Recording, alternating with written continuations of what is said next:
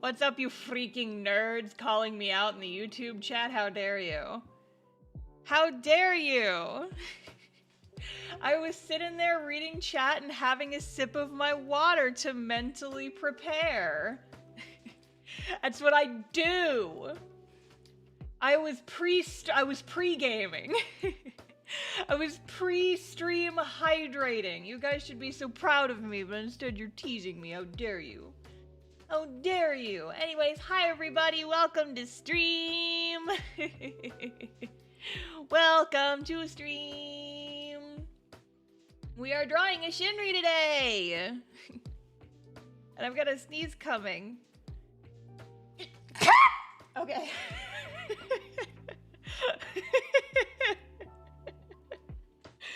Jump scare.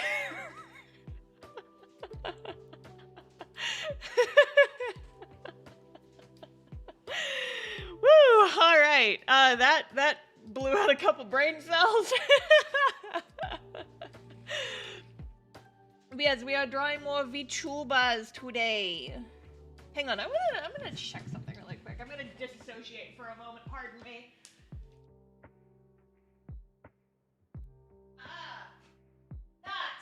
That's why it's so warm in my house. It was still set to heat because it was like moderately chilly over the last few days. But it's fucking 96 degrees outside today, and I'm like, pardon, what the fuck? Oh yes, thank you for the reminder. Sable the Rainwing, thank you for the follow. Welcome to the stream squad. I saw that like right at the start of the stream, and I was like, I'm gonna forget.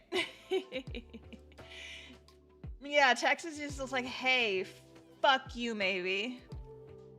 It's gonna be hot. And my car's AC is fucking broken again. So do you guys, some of you guys might remember, like literally exactly a month ago, I was talking about how I had to get my car's AC fixed because it was broken. But I took it in to get it fixed last month.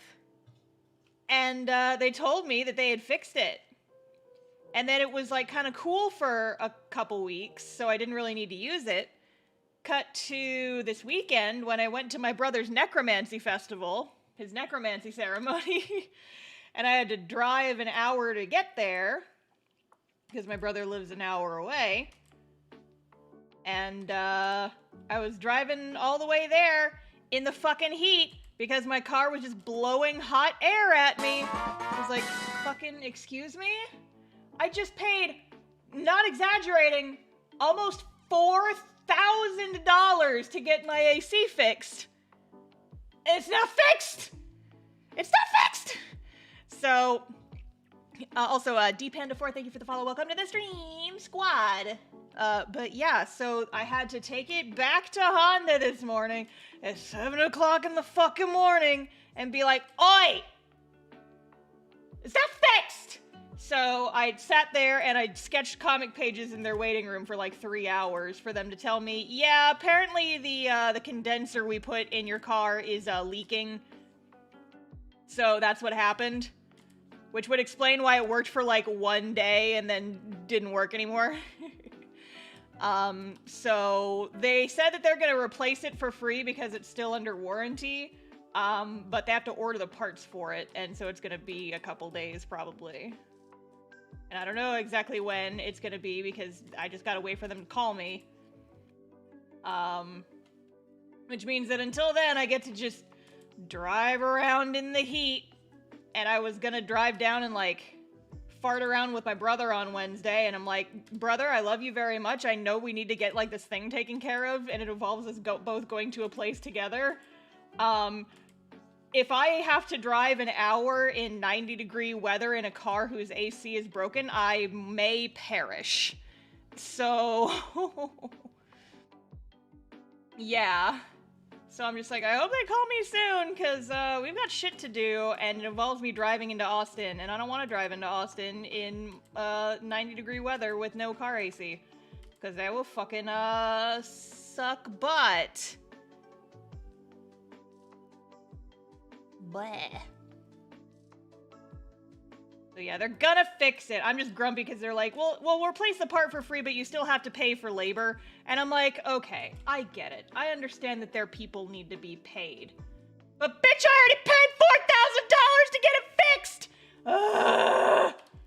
It's like more than I make in a month! My god, it's not more than I make in a month. It's approximately about how much I make in a month on a, like, I have a very unstable job. You get the idea. I'm just like, oh, I'm in pain. My wallet is crying. Ugh. So that's what I'm dealing with today. 4K is 4K. No, yeah, I'm saying it's a lot. It's like I already paid $4,000 for you to fix it, and you said you fixed it and you didn't fix it. So I'm just like, listen, I get that your people have to be paid, but also you fixed it with broken ass parts, and now you're gonna make me pay again, and it's just like, I don't want to be a Karen, but fuck. Also, the Ramen Fox, thank you for the follow. Welcome to the stream squad. Anyway, we are drawing a Shinri today, because his is my favorite of all the sketches that I have done. And so I'm like, I want to draw him next. So we're drawing a Shinri. I gotta look at his earrings. Got like 2 of these. He's actually one of the boys who's gonna be at MomoCon, so I'm like, oh, I super gotta get his done before that con. Do you care where they do their effing job? Oh, I know! Just like... They were being so nice to me, and they helped me like find a whole bunch of discounts so that it was cheaper than it might have been originally. But fuck me! $4,000 has already been exhumed from my wallet! Anyway, that's how my Monday's been going. I got home from that at like 10, and I curled up on my, I curled up on my chair, my recliner, to just draw, work on some sketches of the boys whose merch I haven't like sketched yet. And I ended up like passing out in my chair for like 3 hours. And I'm like, yeah, I needed that nap. I was awake at 6. Sell many prints of this design too, then people, well, they're VTubers. They're not going to be able to sign anything is the thing. I've actually made like mini prints of my little like chibi designs before. I did it for the Rune Factory ones, and they don't really sell, but it's nice because it's just like I just print them when someone buys them. I feel like I might do that more for some of my other designs, because I put so much detail into these and I draw them huge, right? Like all of my charm designs, like for little characters like this, I draw it like 10 by 10, just so they're nice and beefy and big. Like I could do that. It's just a question of whether people would buy them. I guess it's not like too big of a deal though, because again, you're a VTuber, I'd make you sign my mini print. Well, yeah, but I'm also like, you can buy it directly from me and I'll sign it for you. That's like the whole thing, right?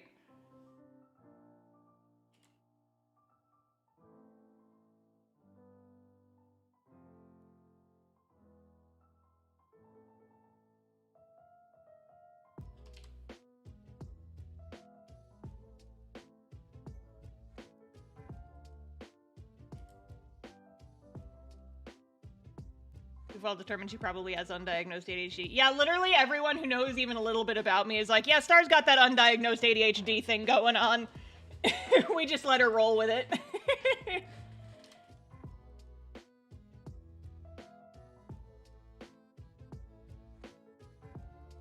I thought we determined she had scurvy. Jay, banned.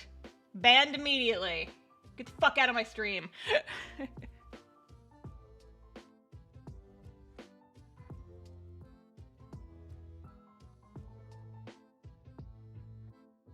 Get the fuck out of here, cringe lord. That's mean. I shouldn't call you that. I deserved it too, but... Jay and I were on a call the other night, and we were just like talking. He's like, oh yeah, well you think you're cringe? Guess what? It was amazing.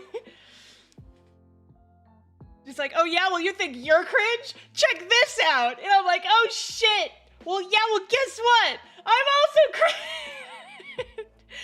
very funny. I wish that my AC would turn on. Hey, it's hot. Where's my air conditioner? My house AC better not also be broken, or else I will scream.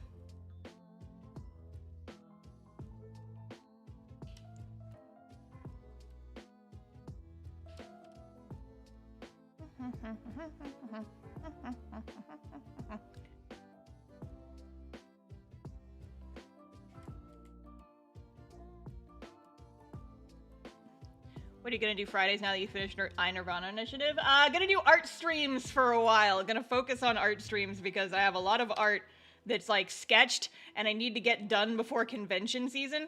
And also, I'm not gonna be streaming cast-off pages for a couple weeks because we've gotten to a scene that has visual spoilers in it.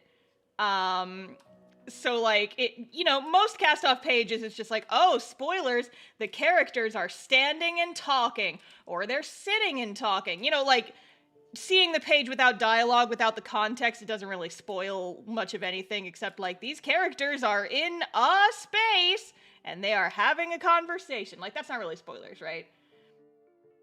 But I have gotten to a scene where there are spoilers in the, like, visuals of the pages, and I'm like, yep, I'm not gonna stream for a couple weeks. Unremovable spoilers. Yeah, because the spoilers are in what the characters are doing, and I'm like, wow. So, the timing works out. I'm like, I got a lot of other shit that I gotta draw, and, the comic is I can't stream comic pages for a couple weeks. So, the thing is, like, it's only gonna be, like, 2 weeks without comic page streams, and then we can jump right back into it for like 2 weeks, maybe. But then after that is gonna be, I'm not gonna be able to stream pages for a long time. So, yeah. We're coming up on some stuff where I'm not gonna be able to stream comic pages for like a long fucking time. Just because of the shit that is happening on the page. If I'm understanding the community correctly, the spoiler is likely that someone important is anamorphing into a zebra. Jay, finish my webcomic. Maybe then you can make topical jokes. DM shaming. Jay hasn't finished reading my comic yet. Yeah, and leave Zara alone. He's been through enough. My poor mans.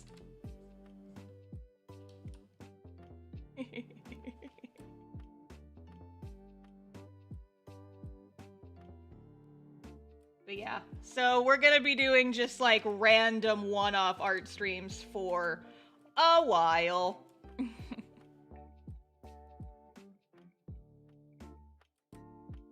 Yeah, Jay, you shouldn't be DMing me your live reactions. You should put it in the cast-off discussion channel on Discord. People will love it. He is reading it. He's in the process of reading it. He's been like DMing me. He's like, oh, I started this chapter, and I'm like, oh boy, good luck. Godspeed, sir. But yeah, the folks in the Discord really love people's live reactions, so provide content for my server, please. Isn't the How to Webcomic Kickstarter up now? Yeah, Stream Elements is actually on its shit today. So, you guys, my How to Webcomic revamp reprint Kickstarter coming very soon. Like, you know, very, very, very soon. Wednesday! Sorry, I had a little bit of a bug in my throat there, but yeah, you guys should totally go to the Kickstarter page and bookmark it and click the little button that says notify me when it goes live, so that you can, you know, be among the first to get the book. Because here's the thing, I have an early bird tier, where the first 20 people who buy the book and the ebook get a discount on the signed copy of the book. I have like an early bird bundle, but there's only 20 of them. So only the first 20 people who buy that tier are gonna get it at the discounted price. So.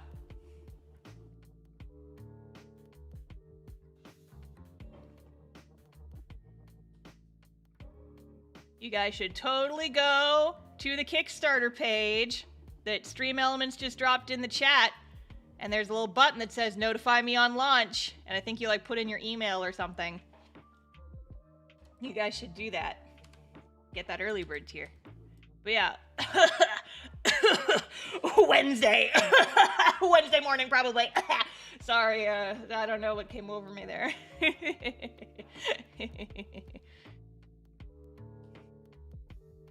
But yeah, prepare for me to scream about that for a month. Shinri, what's going on with your ponytail thing? Okay, yeah. Your line art's so scrumptious. Thank you. Get rid of the full body reference for right now.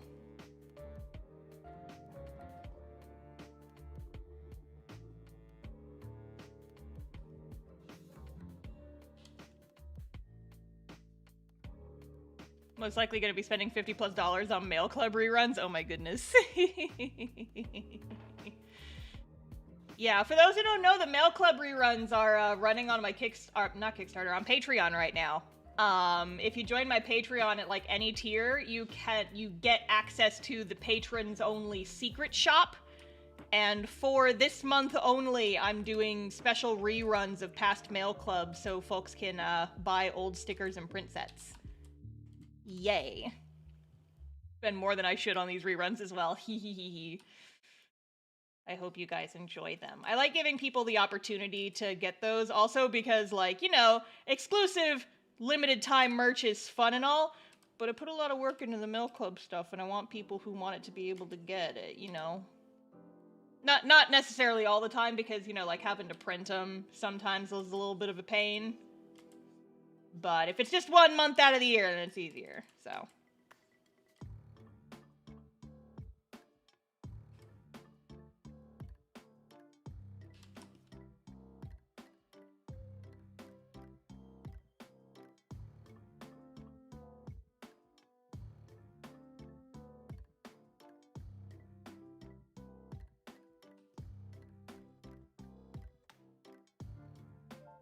Again, I got my money ready. Well, I hope you guys enjoy all the stuff that's happening in April. I usually do more stuff for April because it's Cast-Off's anniversary month, but I have too many irons in the fire this year, and I'm like, I'm gonna take it easy, save my energy for the eventual Volume 1 Kickstarter that's happening. I'm kind of nervous about the Volume 1 Kickstarter, you guys, because my thing is, you missed a hydrate? Ah, shit.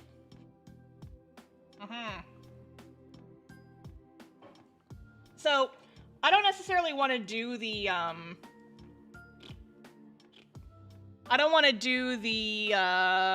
Cast-Off Volume 1 Kickstarter until I'm done fulfilling the How to Webcomic Kickstarter. The How to Webcomic Kickstarter is going to come first because it's already done, and that book is paying my mortgage, so I need to make sure that everything's good on it. Did you live while I'm running videos myself? Oh, well, hello, Twisted Disaster. Welcome to Stram. We're talking about business.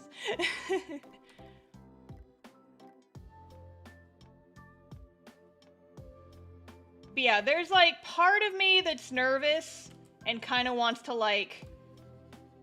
So, with a Kickstarter, taxes are a thing.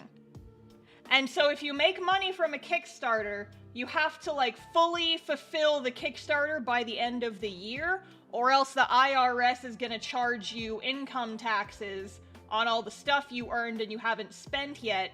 And it's like, they'll just swipe, like, 30% of it. And I don't want to deal with that, because I need that money to pay for shit, you know? But if I run a Kickstarter towards the end of the year, like before I have time to like pay for everybody's shipping labels and everything and all the books and all the stuff, then it's gonna run over into the next year. And then I'm just like, okay, I have to basically I have to get all my ducks in a row to run the Kickstarter for Cast-Off Volume 1 by September. Or else I'm worried that it's gonna run over, like, fulfillment will run over into next year and I'm gonna lose a shit ton of money just to taxes. And I'm concerned about that. But, I mean, I'm gonna do my very best to get it done this year because, like, pretty much, once all my con prep is, like, said and done, I'm just gonna be, you know, like, violently preparing. It's just like, okay, let's fucking go! Okay, so there's... Let me look at this thing he's got in his head. It's like a boop. But yeah, so I don't know exactly when the cast-off Kickstarter is happening. My goal is to have it done this year. Worst case scenario, Q1 of next year. But I'm gonna try and have it done this year because I really would like to. I really would like to have it done this year.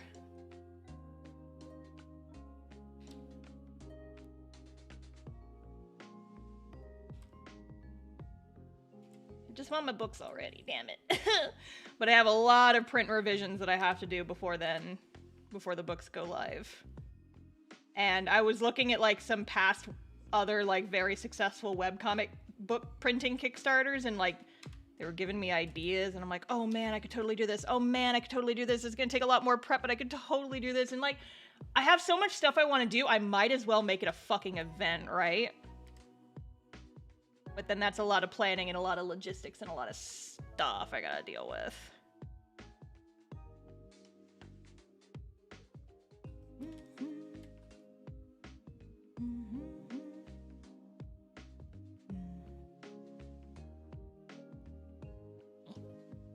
Rise. Excellent.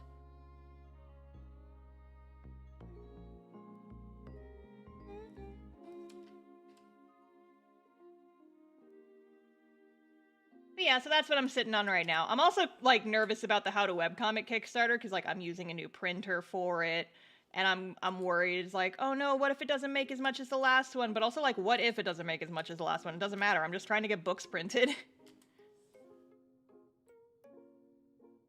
As long as I can print the books, we'll be good. It's fine. But yeah.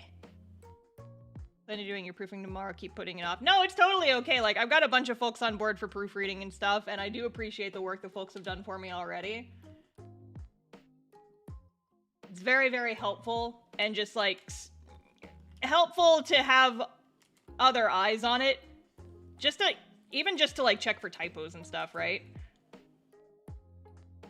Like, I've already sent the PDF to a bunch of folks and been like, who asked, is like, hey, I can help you with proofreading. Give me it. And I'm like, yay, thank you. Let me know if you see any typos. Bye. But yeah. I'm gonna go annoy... Hang on 1 second. Where the fuck is my air conditioning? Why isn't it turning on? Oh, it's set to 70.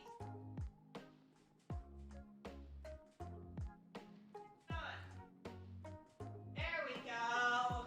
There's my fucking AC. So, I don't know if you guys are gonna be able to, like, hear the AC going off in the background. I hope you guys can't hear it, because I bought this mic specifically so you guys wouldn't be able to hear it. Because I listened to, like, old stream recordings from last summer, when my AC was on, like, all the time because it was, like, 100 degrees outside. And you can very, very audibly hear it.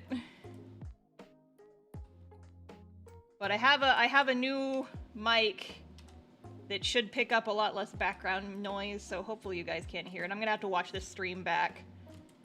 Because I know you can probably still hear it, like, a little bit, and maybe I just need to tweak my settings a little bit more, but... I want you guys to have a good audio experience if you're gonna be listening to me doing stuff on here. Only ones I found so far were the effect affect ones, which is challenging in itself. Yeah, it's like, I know the difference, I just probably wasn't paying attention when I wrote that, so. Ain't that just the way?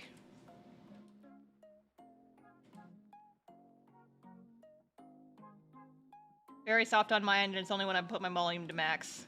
Plus it's 96 degrees. It is hot! It's fucking hot! The good news is we've got, like... We've got a storm rolling in. I can see the clouds, and so I'm hoping for a little bit of rain tonight that'll make it a little bit it'll make it cool off a little bit. Here a little bit, it's not bad. Okay, good. I should be able to get rid of it entirely, ideally. But I might just have to tweak the mic settings a little bit more.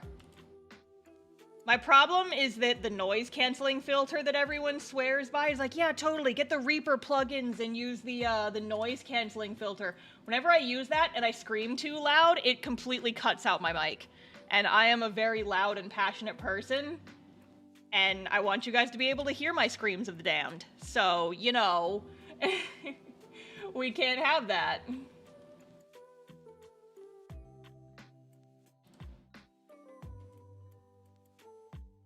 It's like I said, I might be a little bit much, but you guys are here, so you're stuck with me. Ha ha. Last D&D session, she scrim. I scrim a lot. I'm sorry if it hurt anybody's ears. I do have, like, a limiter on my mic, like, built into the settings. But I worry, it's like, oh, I hope that didn't blow out anybody's ears. We choose to be here? Holy shit. We're here for the much. Good, you better be, because that's what you're getting. That's what your admission pays for, is the screams. The passionate screams of the damn. Just love that Kamehameha. Shout for your witch bolt. Good! By the way, we had a D&D session last week, and it was very good. And some stuff happened, so you guys should totally go watch it. And subscribe to Jay while you're at it. I want him to get to 500 subs by the end of the month, god damn it. So like 85 away. Still no volcano punching, but next time. Listen, we're not leaving that volcano until I punch it, okay? Okay.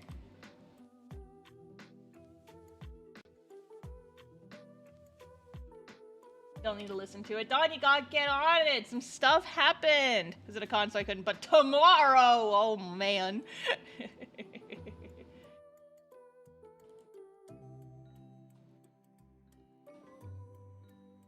Shinri, what the fuck is your ponytail even doing, sir? Oh my god.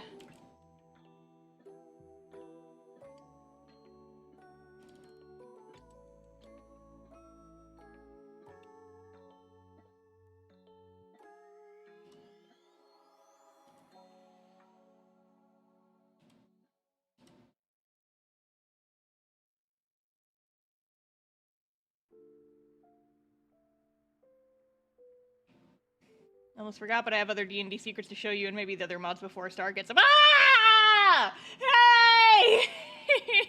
Hey! I'm still rotating that one you sent me over Discord the other day, Jay. I'm just like, what the fuck does that even mean? Oh my god! You can't see yet? I'm thinking Thursday thoughts. I'm thinking Thursday thoughts. For context, folks, I'm in a streamed D&D campaign where Jay is the DM, but we've also started a non-streamed campaign with a similar but like slightly expanded group of people, and that's our Thursday game. And we're playing that this week, our second like full session with the whole group. Jay keeps saying, he's like, oh, I've got secrets, and I'm like, well, tell me to him. And he's like, I can't, they're secrets. And I'm like, motherfucker. Do you have that second teaser that I didn't have to use for you? Do you want it? I don't know, maybe. Is it Thursday yet? Yeah, exactly! But we play it, so like, our game is Thursday mornings, and then Critical Role is Thursday night. So it's like Thursday is just D&D day all around. Watcha. Shinri, I love you. Your ponytail is fucking hard to draw. I might just kill all this. It's giving me shit, and I want it to look good, because he's my favorite of the new boys. Gadwa Shinwi. I know a lot of folks who follow me don't necessarily know much about like Hololive and Holostars and stuff, but I like Shinwi. He has a nice voice and he plays a lot of horror games, and I'm like, yes, this is my vibe. Oh, hydrate.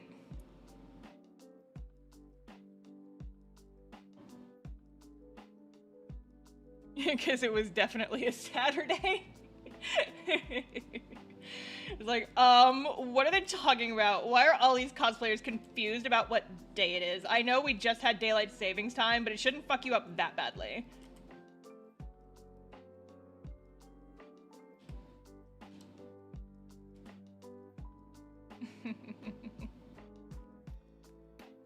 Did you enjoy Morphle Rush the other day if you were there for it? I actually haven't. I saw the shit they were doing on Twitter and did get a hearty chuckle out of it, but I didn't watch any of the streams because I was busy that night.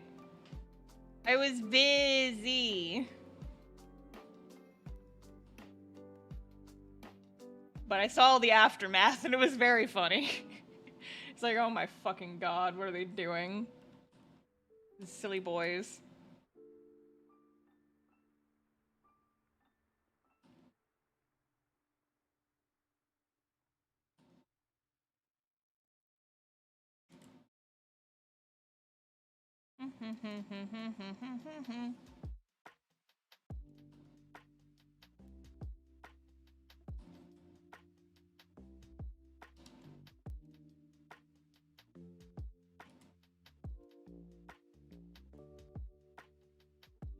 Glavis.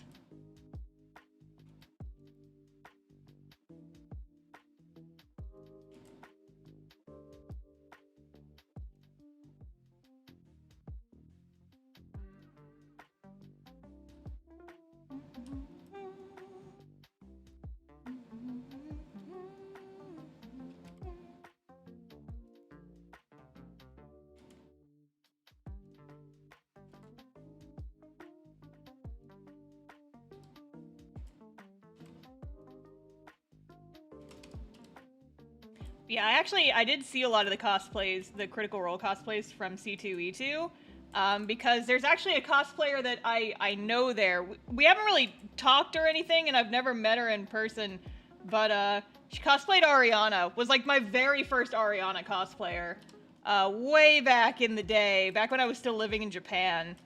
And I saw that she was cosplaying Keyleth this weekend, and I'm like, aw, cute.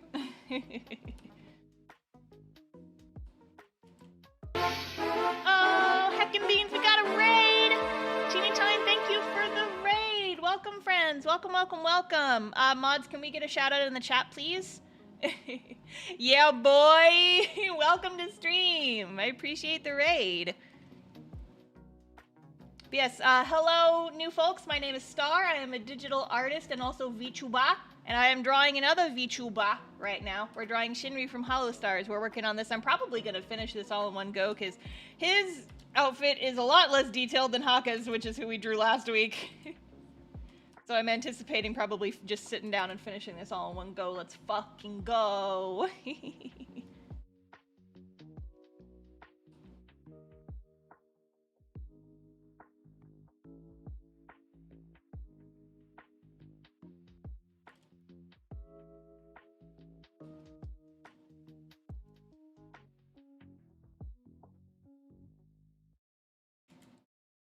Yeah, we are just vibing to cool music and drawing VTubers.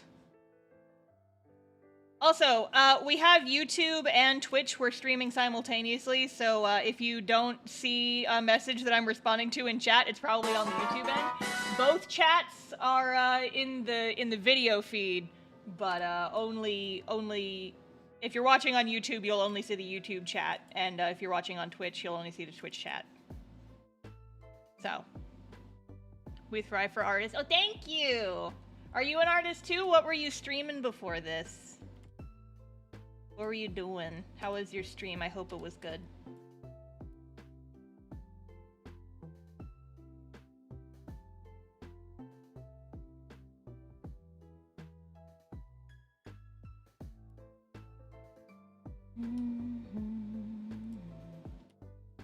Get over here, Shinri. I'm just pushing him around. I'm just like, get over here, get over here. You gotta just push him around a little bit. Get him right where you want him for drawing purposes.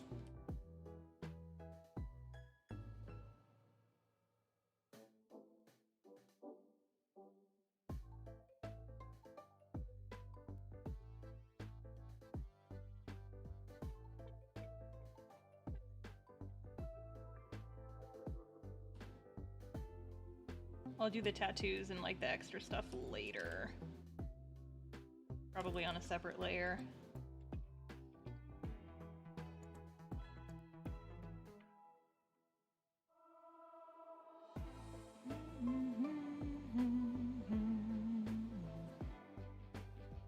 Starby grabbing the four fellas like by the scruff like a mama cat. I'm just yoinking him around. I'm just like, get over here, Shinri. I need to look at you. I need to look at you. Because I need reference of my mans. Yeah, Shinri's my favorite of the new Holostars boys. The second gen. I like pretty much all of them for different reasons, but Shinri's the only one whose like streams I have actually watched. Most of them I just watch like, you know, clips and highlights and things, but Shinri I've actually watched down and watched a couple like VODs of his just because he's so nice to listen to just in the background. People keep saying he sounds like Markiplier, and I'm like, he doesn't sound like Markiplier. He sounds like a dude with a deep voice. Not every dude with a deep voice sounds like Markiplier. Fix your ears. Sheesh.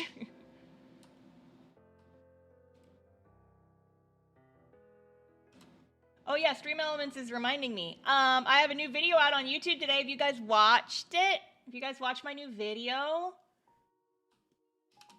Been doing very well. I'm very happy about it. He sounds like Markiplier and you sound like Jaden. Stop it! I got more new vocal doppelgangers in my comment section today. Who was, like, I've never heard of this person before, but somebody was like, you sound like Zombie Cleo, and I was like, who? I haven't looked him up, so I can't confirm or deny. But people just say anybody with a voice sounds like anybody else with a voice, and I'm like, really does not sound that much like Markiplier. He just has a deep voice. Minecraft YouTuber? Oh no, the Minecraft twin! The evil Minecraft twin! Is that the person from the hike who was like, oh my god?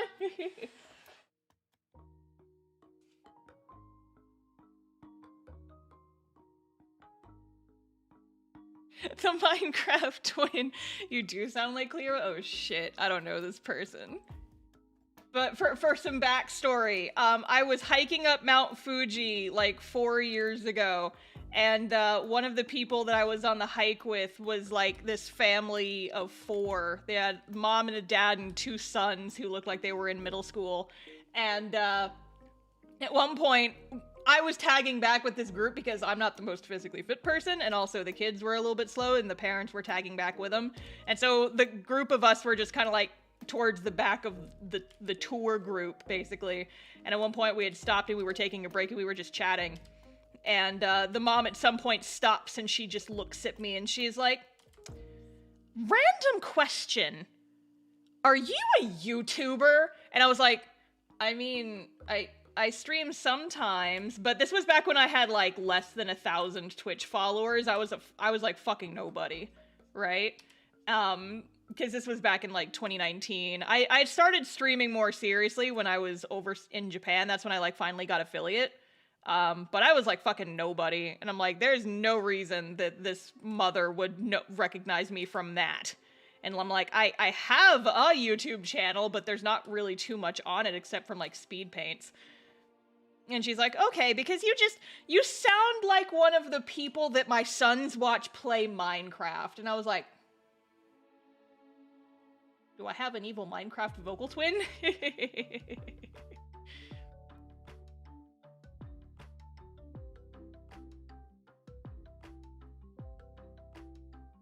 Did we find my evil Minecraft vocal twin? Has the day finally come? I swear to God, I need to collab and do just like streams with all the people that I've been accused of sounding like, just to confirm that we sound nothing alike. God damn it.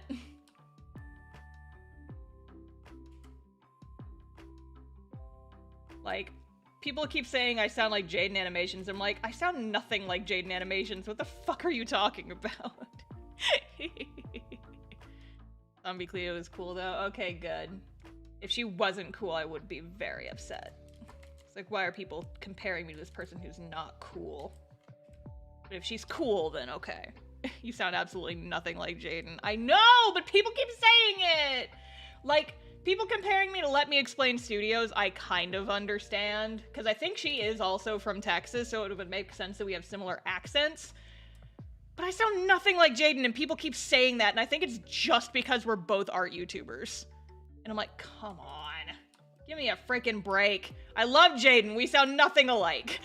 You have the same attitude as Jaden? Yeah, maybe, but that's different than sounding like a person, I guess. It's like our voices sound nothing alike. This is weird. Art girl sound same. Yeah, exactly. That's the vibe I get from people making that comparison. I'm like, you sure about that one, friend? You sure about that one?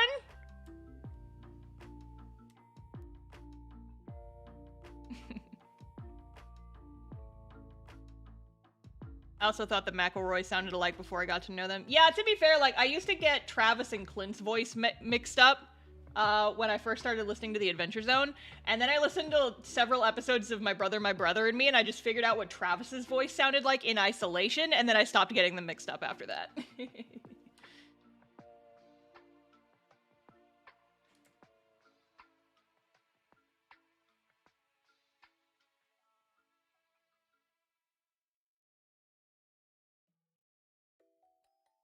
Aren't they siblings? Well, Travis and Clint are, like, Clint's their dad. But those were the only two that I got mixed up on. Like, everybody else I could tell apart pretty easily.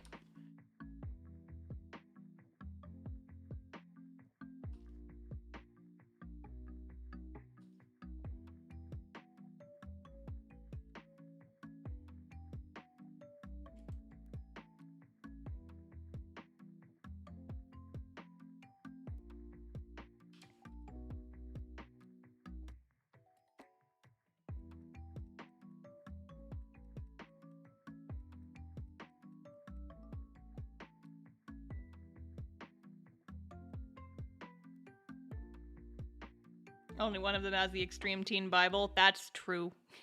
Man, I keep meaning to go back and listen to Taz Balance. I just haven't found the time. That's not true. I have time to go back and listen to it. I just, like... You guys know when you, like, you want to do something, but you just can't bring yourself to do it even though you want to do it? That's kind of what it's like. Oh, save. Yes, saving. Okay.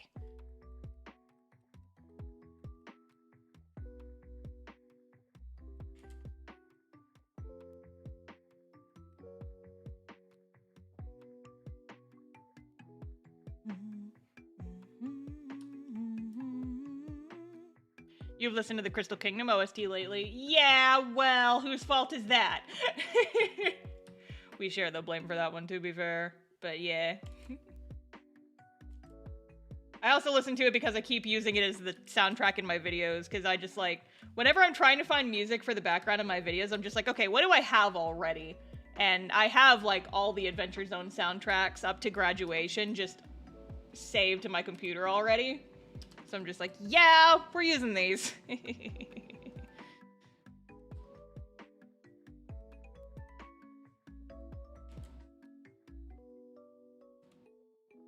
That's why I've been using Adventure Zone music in the last few of my videos. I'm like, oh yeah, I still have this. I would use, like, more video game soundtracks, but a stream where I played Bravely Default music in the background got like, demonetized. And I'm like, now I'm a little bit hesitant to use any of that music, even though I love the Bravely Default soundtrack so fucking much.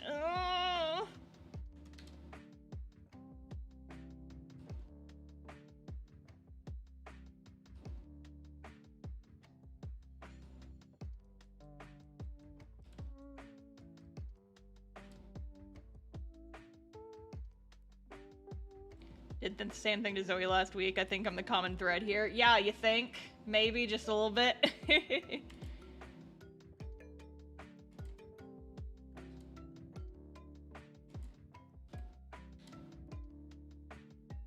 Whereas always annoying with their music, but maybe Phoenix Wright music. Yeah, I could probably get away with that. Because I've definitely heard other YouTubers use, like, Ace Attorney music in the background of their videos. So I'm like, they can get away with it. I can probably get away with it because I'm a freaking nobody. By comparison to like some of these video essays, AIsts I watch.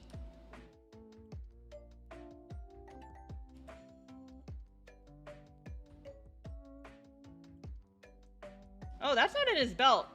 That's just straight up sticking out of his pants. Hey, Shinri, where's that coming from?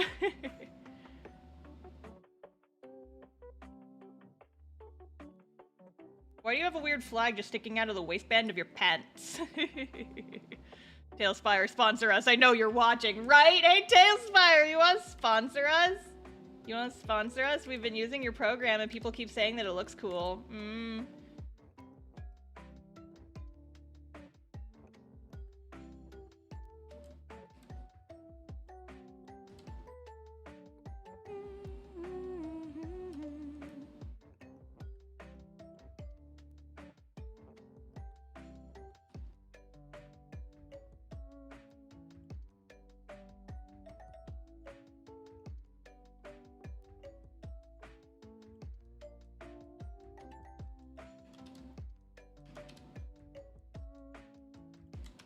Oh god, you guys, I gotta draw muscles. Oh, Jesus Christ. Yeah, Tailspire is the software that we use for all of our maps and what's left of us. And speaking of, you should watch our show What's Left of Us. Ha! It's our D&D show What's Left of Us. We don't play for another month, so you guys totally have time to catch up if you start watching now.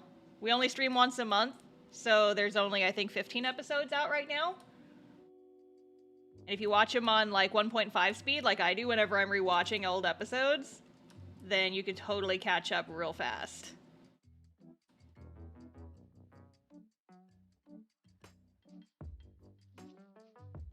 I wasn't able to kill them Friday, even though I made a super cool monster that throws zombies. Yeah, no, like, that combat went unexpectedly smoothly, despite the fact that, you know, I have to go buy new armor now because poor Emery's armor got acided. Oh, that's not the button I meant to press.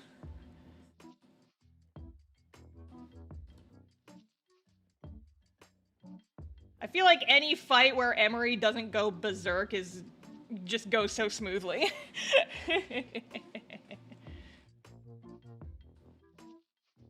Like, yeah, she didn't go a fucking crazy person. Everything went better than expected.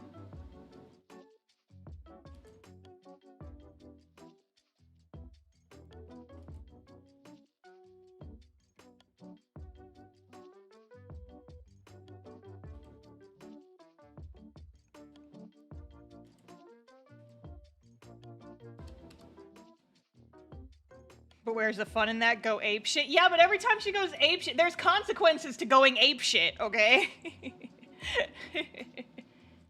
And I'm scared of the consequences. Ah.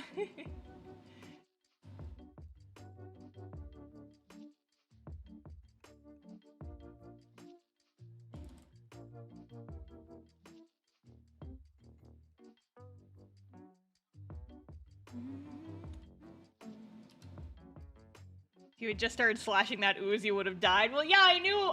So here's the thing. I've actually used a black pudding in the campaign that I DM before, but it was literally one of the first monsters I threw at my players back in like 2020. I didn't remember that it was immune to lightning damage because it's been like 3 years since I've used one.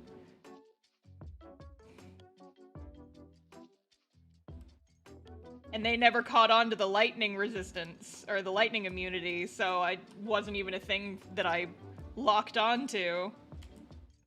Like, god damn it. I should have just set it on fire. Fuck.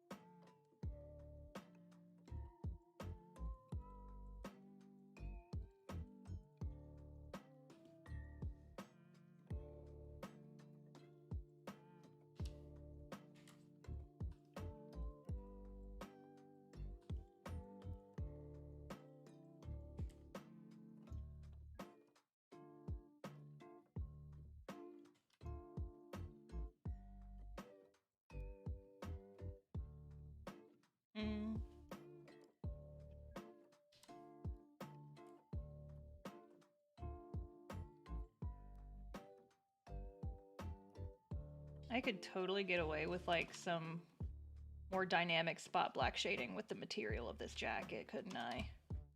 Yes, yes. Dynamic spot black shading, yes.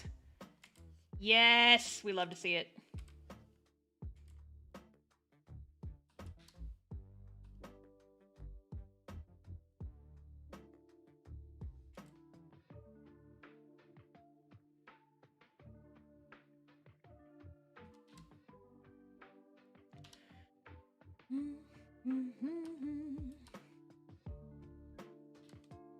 I want to do more like fun spot black shading like this in like prints and things.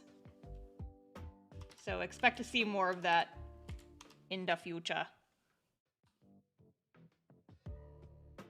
Gonna go and watch What's Left of Us now. Finally! A good excuse for someone to leave one of my streams. I hope you enjoy it. Thank you for watching.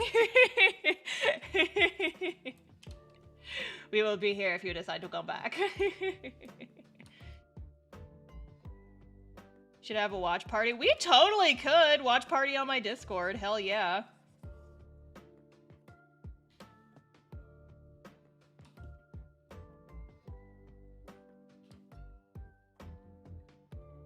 What's Left of Us, the movie! It's like a whole day-long marathon. Let's just go. It has Mewtwo in it? Oh shit. Spoilers, Jay. They can't know about Mewtwo. We haven't even gotten to Mewtwo yet. Shut up.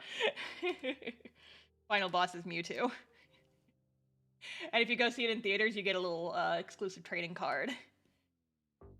Very cool. You show it off to all your friends and they'll be super jealous.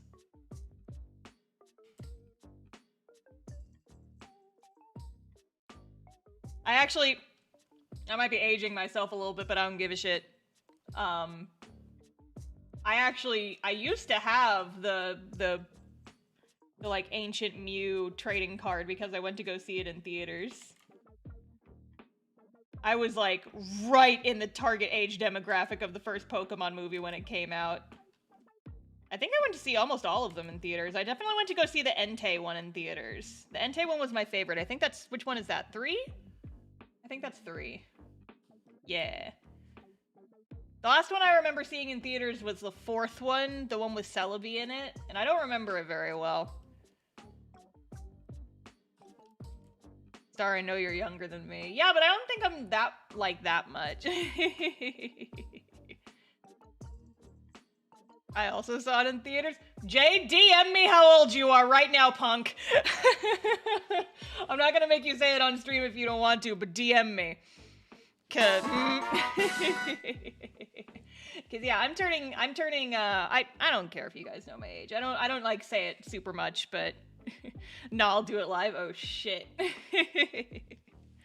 Yeah, I'm turning 31 in this summer. Yay! Old but not super old. Yay! I'm a fucking millennial. I'm like from right in the millennial mindset, baby. Let's go.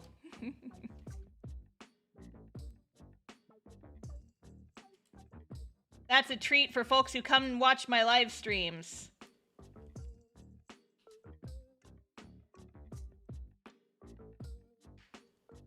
$35! Oh my god! See, that's about what I guessed, though, so cool, I'm right. Become as dust with us? No.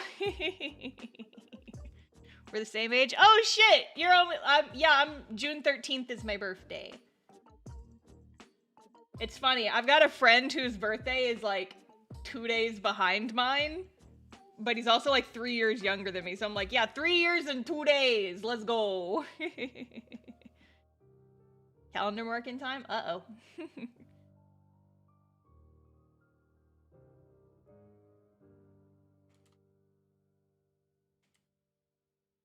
Yeah, I was 90s kid. Heckin' 90s kid. So.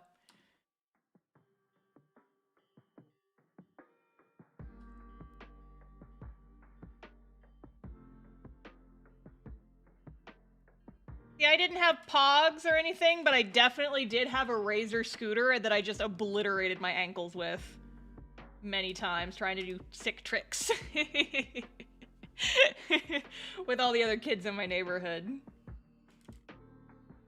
It's like, I had a cell phone in high school, but it was a flip phone, and I couldn't text with it because texting cost extra, and we didn't have it. Catching up to you oldies. Oh shit, you better run. Oldies are gonna catch up to you. Ooh, where the fuck did this line? Hello? Oh, that's on the reference layer, isn't it? Yeah, no? Hello? Yes, it is. Okay. I did it with a skip it. See, I never had a skip it. My neighbors had a skip it, but I never had one of those. So, I would argue that the Razor scooter to the ankles was a lot more painful though, because that bitch was metal. metal Razor scooter, like, to the feets. Trying to turn around and do sick flips.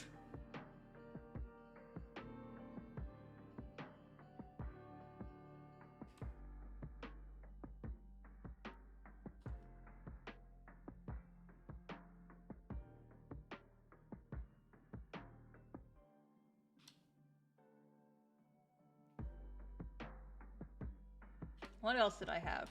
I had I had my very first MP3 player that was super not so like iPods, like the very first generation of iPods came out towards the end of my middle school time. But I didn't get one for several years because they were too expensive. So instead, I had a little music player where it was shaped like a weird bean pod. It was about the size of the palm of your hand. It was bright orange. It was shaped like kind of like a bean, but it was wider at the top. And you pressed a button, and a headphone jack would come out. And you could take that headphone jack and you could like plug it into the computer or the radio or whatever, and then it would record whatever is playing over the headphones. The Sony Bean. Yeah, the Sony Bean! Well, I'm not sure if it was the Sony Bean, but it was a thing. Hang on. Because it had like games on it too. I don't remember the exact name of it, but I remember I hunted it down at some point. Yeah, no, okay, I'm looking at the Bean. This isn't it. I don't think it was Sony. It was some other type of thing. Y'all just remember Walkmans and sometimes and Discmans. I actually did have a Walkman. Or, I had the disc player. It was hot pink, and I used it to listen to the Hi Hi Puffy Ami Yumi soundtrack. Anybody else remember that show? Because I did. Oh my goodness.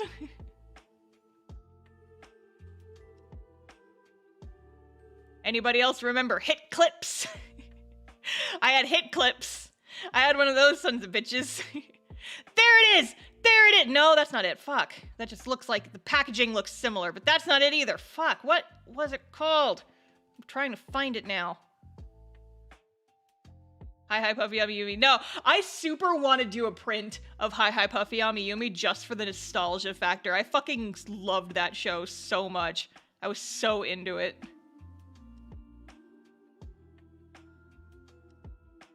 It wasn't a Zune. I'm still trying to find the music player that I had.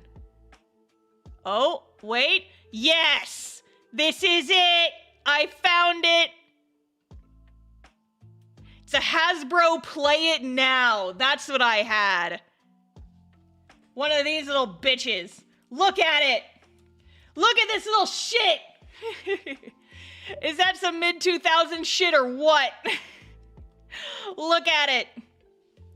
So this little thing would pop out. It's not a Tamagotchi. It was my very first music player. I had one of these before I had an iPod.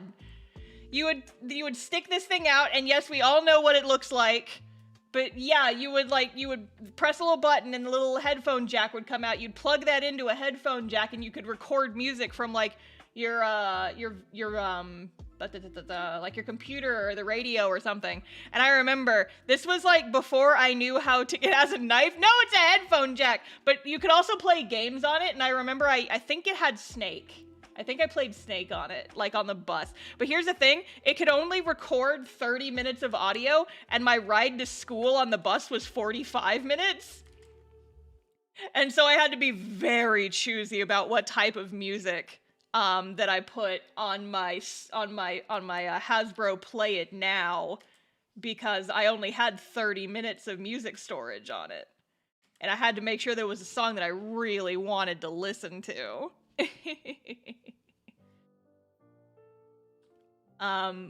But I remember, oh god, you guys want to hear, like, the funniest, this is like the funniest memory I have from my middle school days. So I had that music device, right?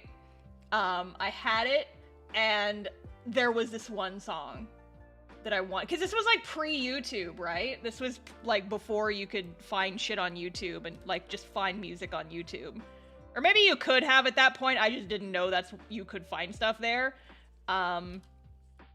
And I remember very clear there was one song that I loved, and I wanted so badly to have it on my music player, but I didn't know where to find it, and I didn't know the name of the song, so I couldn't really look it up. But I'm about to give everybody over the age of like 30 in this chat, or possibly younger, anybody in their late 20s and older is about to get flashbacks. It was a fucking English Rurouni Kenshin opening. I loved that song, unironically, so much. Yeah, I didn't know about Napster or LimeWire. I never used any of that. But I remember I loved that song. I loved the Rurouni Kenshin opening so much, and I wanted it for my little music player, but I didn't know how to download it. And I was just like, I was like resigned to my fate. And one day, God, this fucking story. One day I was sitting, you know how in the early 2000s you would find, like, anybody else remember Quizilla? You could like go on there and take quizzes, and it would be like, hey, which anime girl are you? And you would like answer a couple random questions, and it would be like, you're this one. And it would just be like a random picture that a Japanese artist drew, like that goth girl that everyone knows. So I would take like Quizilla quizzes, and if I would just like save the pictures that I got as a result, because I thought they were pretty and I didn't know how else to find them. But that was what I would do. I would get home from middle school and I would go take Quizilla quizzes for like half an hour and just like save all the pretty anime girl pictures that I could find. But you could also add audio to the quiz results. And I remember one time I was just taking a random Quizilla quiz and I got to my answer and it started playing the Rurouni Kenshin English opening once I got to the results. And I was like, oh my god, holy shit. But the thing was, there wasn't like a player on the thing, so I couldn't just restart the song. But I was like, holy shit, I gotta record this for my music player. And it was like the full version of the song too, which I had never heard before. And I'm like, oh my god, oh my god, oh my god. And so to get the timing perfectly, I retook that quiz trying to get the same answers like 6 times to try and get a good recording of it for my Hasbro Play It Now little music device. It took me like 6 tries to get it where like I wasn't cutting anything off and there wasn't a lot of silence at the beginning. But oh, once I got it. It took like an hour, but I finally got it. And I was so overjoyed. It was like the best day of my fucking life. I was very annoyed because, like, I think it must have been a Friday or something, because after school, like, I had a couple hours to, like, chill to myself, but then we went to a hockey game that night, and I was mad that we were going to a hockey game, because I just wanted to sit there and listen to the new music I downloaded, but I couldn't in the hockey stadium because it was too loud and I couldn't hear it.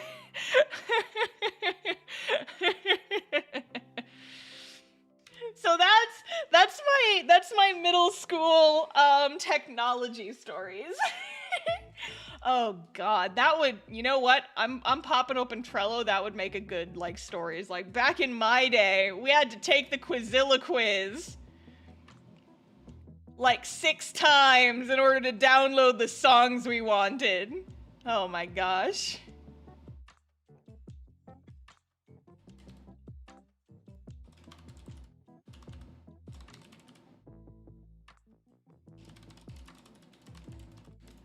That'd make a fun video, just me talking about shit we did in the early 2000s. Yeah, back in my day.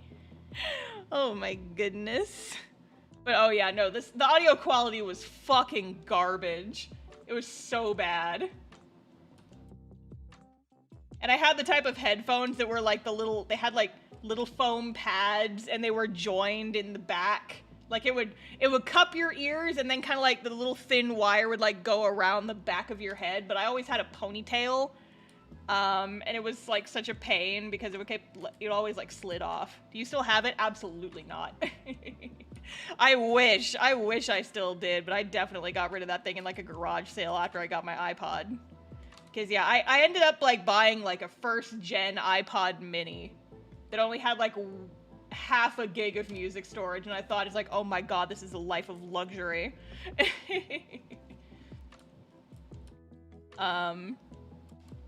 But then my first iPod got stolen out of the girls' locker room because I accidentally left my purse out of my locker one day.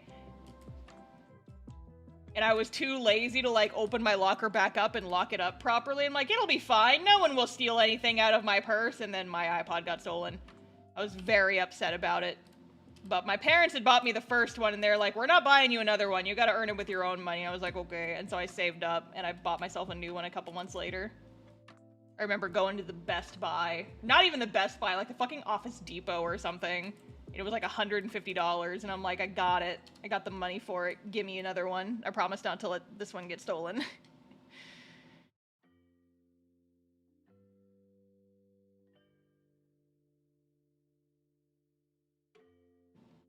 When Zune and N-Gage were potentially good new tech. Nah, my friend had a Zune and I was just like, what is that? And she's like, it's a music player.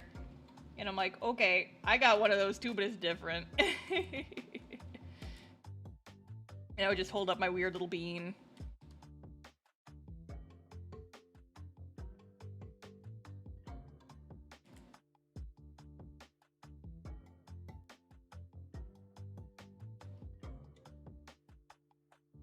Hold a mighty 10 megabytes of music. Oh my god, the life of luxury! So powerful modern technology is.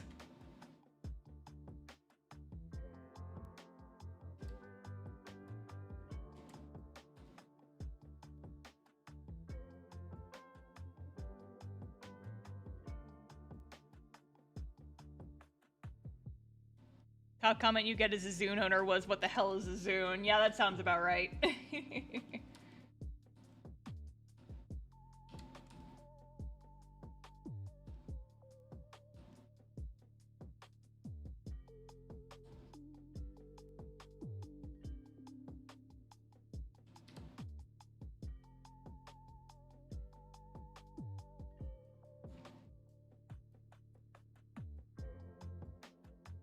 But yeah, I had a Sony Walkman, little CD player in hot pink, and I used that to listen to the Hi Hi Puffy Amiyumi soundtrack. I also had the Shrek soundtrack, like the original one, that had such jams as Hey Now You're an All-Star on it.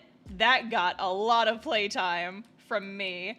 I also had the SpongeBob movie soundtrack on CD, and I would listen to that on my Walkman. It was too big for me to carry around, really. So I didn't like bring that one around with me. I didn't start like listening to music portably until I got a little older and I got my other music players. I think I tried at one point, but it was like such a pain to lug around. Accidentally in Love Song from Shrek 2. That was from Shrek 2! I only had the soundtrack to the first one. I think I also had the soundtrack CD for the Scooby-Doo movie, like the live-action one. I think I had that too. Maybe? Maybe.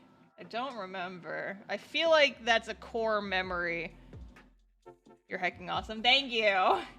I'm glad that my reminiscing is bringing you guys joy. I can't think about that movie the same way anymore ever since the last D&D session. During the bonus stuff at the end, we were talking about, like, if our characters were Scooby-Doo characters, who would we be? And Mildred said that Emery would be Scrappy-Doo. And I'm like, you listen, you're right, but you didn't have to say it. And I can't think about that movie like the same way again, because I'm like, oh god, that's my girl right there. Oh no. Just makes me fucking laugh. I'm like, oh no. Oh boy. Thought you were gonna make a Mike Myers reference. No, we're not going there. We are not going there.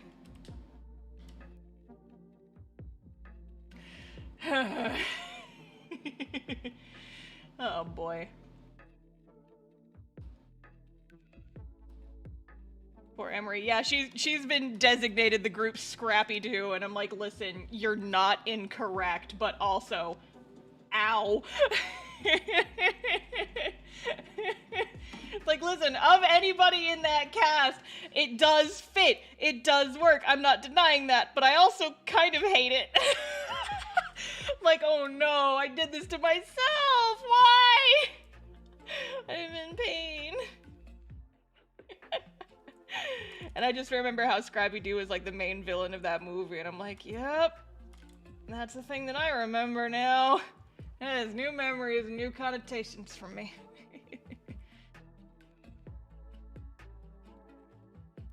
Hey guys, what do you think it meant when Randy said he could smell like there was blood on Emery? Good question. Probably means that, I don't know, she's performed a murder, which she has. She's angy girly. Anyway, watch our D&D show to find out what the fuck Jay's talking about. Scrappy was a fun character in the shows, though. Scrappy got a little too attacked by some later writers. Yeah, I remember okay, so here's the thing. I was never, like, a big fan of Scooby-Doo, right? Like, I honestly didn't like Scooby-Doo that much when I was a kid. I liked, like, the version of Scooby-Doo that came out a little later where they were, like, kids. I liked that one a lot better than, like, the original show. Where they were, like, teenagers. I like the kids version. It's like What's New Scooby-Doo or something. I don't remember exactly. But that one I remember had Scrappy-Doo in it a lot, and I thought he was funny back then. But yeah, I could see how he would be annoying now. Pup named Scooby-Doo! Yes, that's it! That was the only Scooby-Doo iteration that I liked, which is kind of ironic considering how much I like mystery stories these days. Mostly mystery video games, but like, I was just not a big fan of Scooby-Doo when I was younger. I would watch it if there was like nothing else to watch, but that was about it.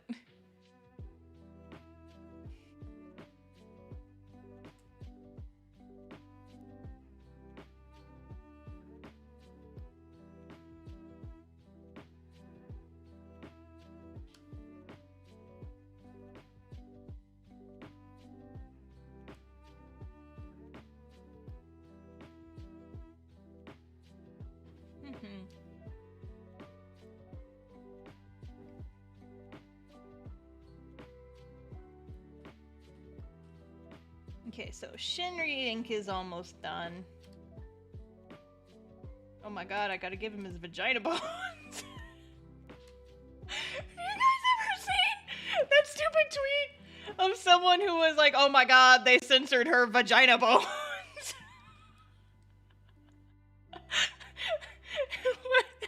He's what? Okay, hang on.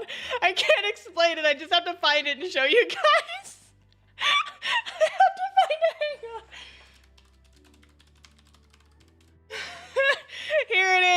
Here it is, I found it. Here.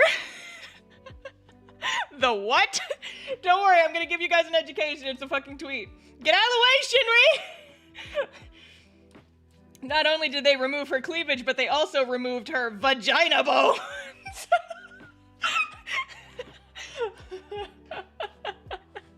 So whenever you draw like the little belly like lines right here for like your hips, my friends and I, it's the vagina bones.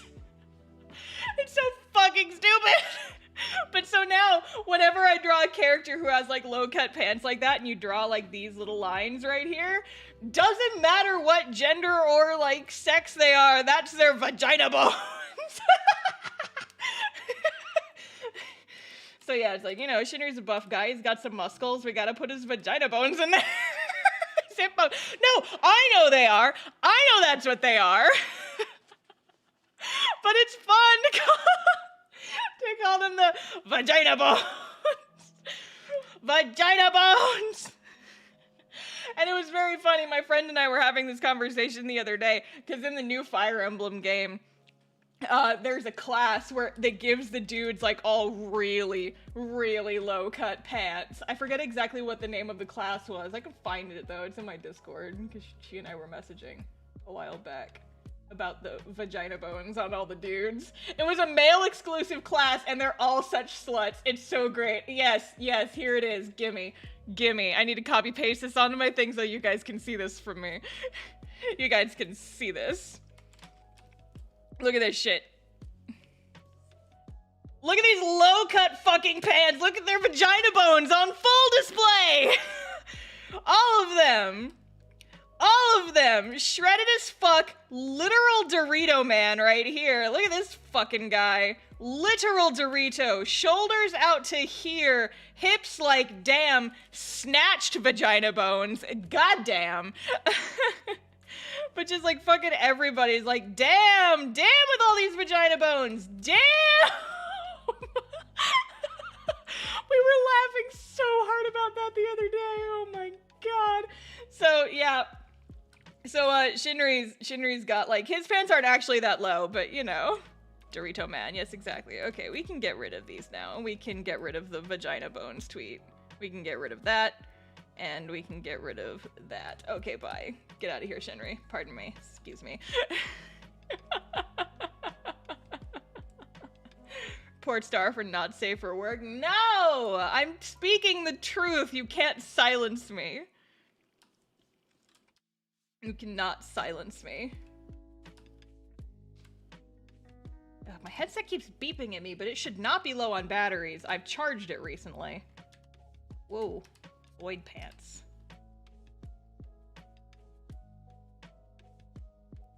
We were laughing stupid hard about that over Discord DMs though.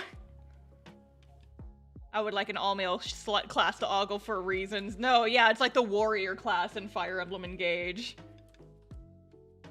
It was my friend Ollie and I who were joking about it, and we were saying that like she loves Fire Emblem a lot, and she likes to do like challenge playthroughs on hard mode.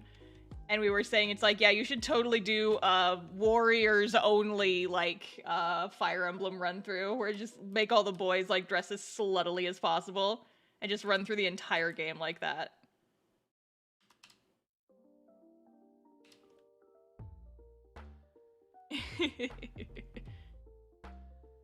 Yeah, some of the character design choices in that game are, a choice. I did have fun with it, but not quite as much fun as I had playing Three Houses. I think part of it was mostly just because Three Houses had 4 different routes, and so I spent way longer playing through it. But I did like some of the characters from Engage, but none of them I didn't really like super latch on to any of them. And it felt like that was kind of the common consensus in the fandom based on what I've seen as well. I could be wrong though. It just doesn't feel like it hit as hard as Three Houses did. It's very campy. It feels a bit like fan fiction at times.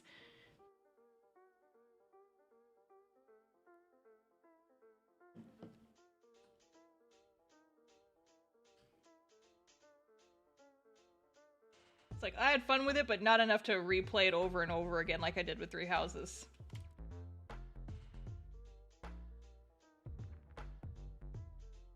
Those outfits, very fan fiction. Oh, Sly, you haven't seen anything yet. Like, oh my god, some of the character designs in that game are, whew. Okay, now I gotta draw koi fish.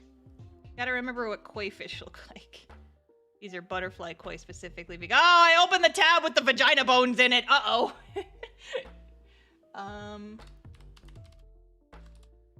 Butterfly koi is specifically the type I was drawing from here, because they're the ones with the really pretty fins. I just have a tab that's a Google search of the vagina bones meme. Yeah, jump scared by vagina bones. There, cause see, they've got like the pretty fins. Pretty koi. Koi fish. Going to...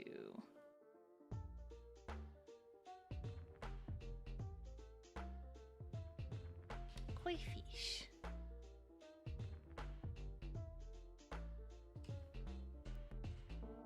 like koi fish. They're very pretty. They're like super expensive though, right?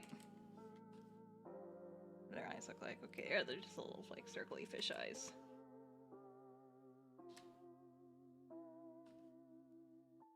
Oh, this is the police. We heard you had a vagina bones tab open. You'll never take me alive.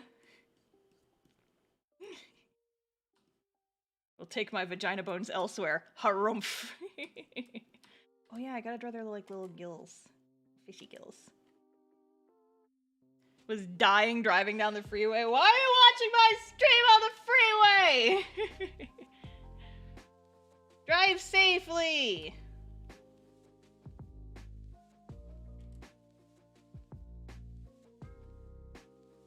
Keep your eyes on the road and your hands on the wheel. Zod audio only? Okay, good. Better be.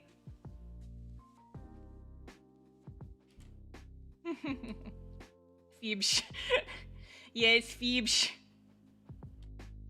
Promise I'm responsible. Okay, fine. You're not still on the freeway, are you?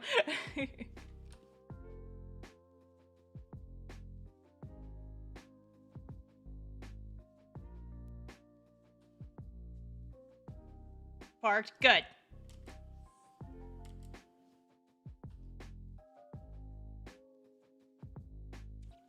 I love the fish. Yeah, I like the fish too. I wanted to like, so my kind of goal for this set of charms is I want them to all be like as close to round as possible, like the full composition of the design, right? Because, you know, when you print like a 3-inch charm, if it's straight up and down, there's not a whole lot going on. So I've been trying to make it so that like the compositions of the designs have a little bit more detail in them. A little bit more like compositional flow to them. But Shinri doesn't have a whole lot on his outfit that's like really flowy. And so I stuck the fish in there because I thought they were sweet and cute. And Phoebsh.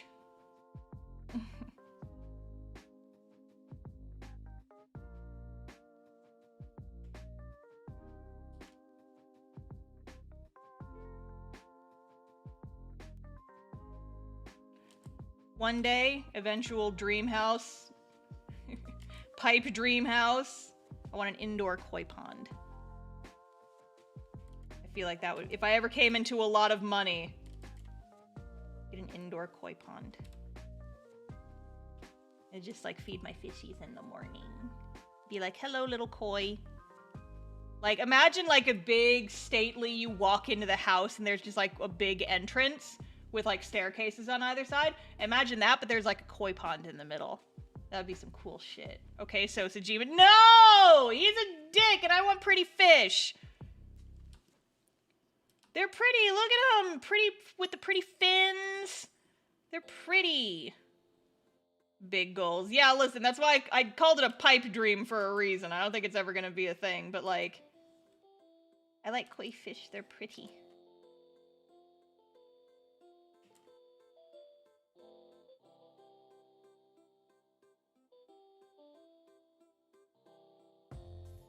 So Sajima, stop knocking up random women challenge. Impossible. Not clickbait.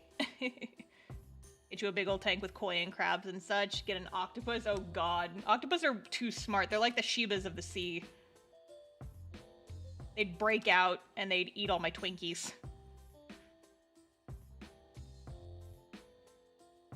Sons of bitches.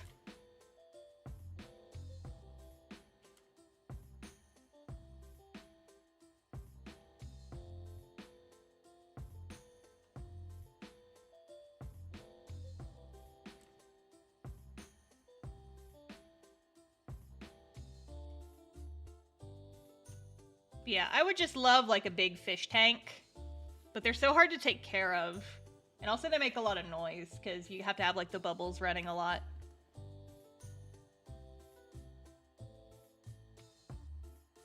I could have gotten a free fish tank actually, like a decently big one from the previous owner of my house. Because he had a big fish tank right around where my desk is actually. And I remember when I was like, when he was moving out, he like told his realtor to pass along the messages like, hey, does she want the fish tank? And I'm like, not really. And so he ended up getting rid of it. But I had a fish tank when I was younger. When I was a little kid, my parents, we had fish because those were the only fish my parents let us have. We had a fish tank with some fish in it. That was when I was like really young. I was in like kindergarten, first grade. And I remember that like on the first day of kindergarten, everybody could, like, you could bring in your pets, or we had a pets day where people could bring in their like cats and dogs and like turtles and whatever if people wanted to like show off their pets for show and tell. But the only pets I had were fish. I couldn't bring the fish. I was like, Mom, can we bring the fish for bringing a pet to school day? And she was like, no. I was like, aw.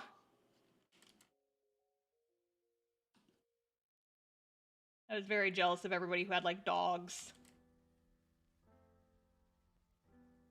They got to bring their dogs to school, and I couldn't bring my fish to school, and it was so unfair.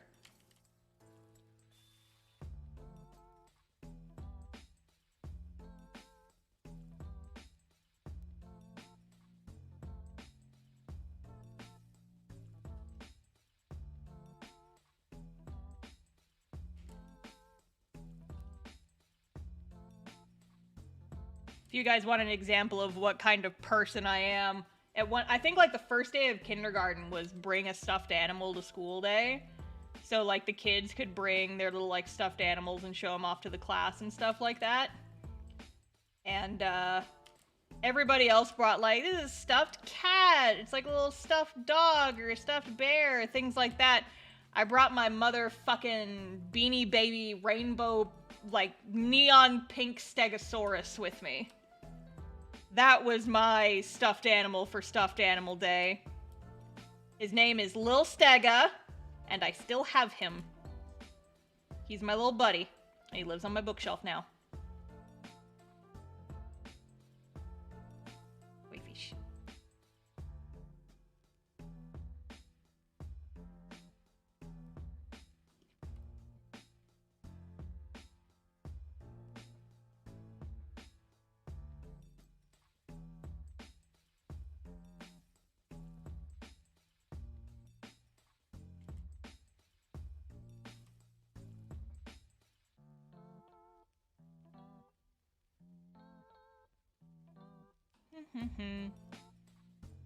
No room in the bed for stuffed animals? Oh, you poor deprived child. I still have so many stuffed animals. I have been a plushie aficionado for quite some time. I love plushies very, very much, and I still collect them. But nowadays, it's all like weeb shit.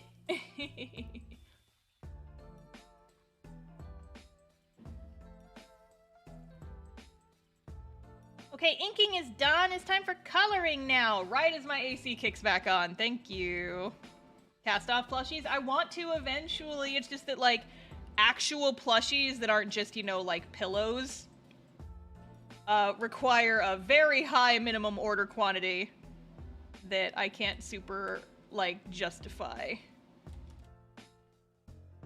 What's Left of Us plushies? Oh my god, no. I would cuddle all of them so much.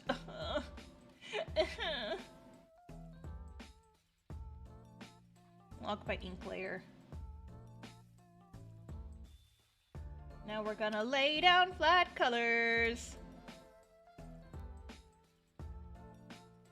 I just realized that since I use the stream video recording for the time-lapse videos that I post on my channel, I'm gonna have to cut the vagina bone segment out of the VOD for the time-lapse.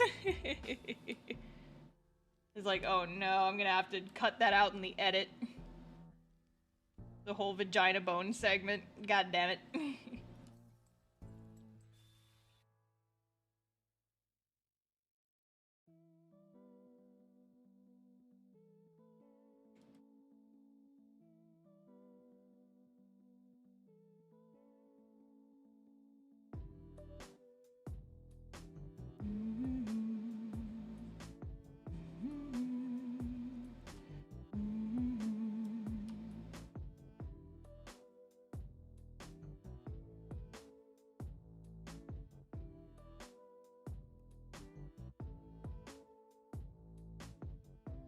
Whoa, too bright.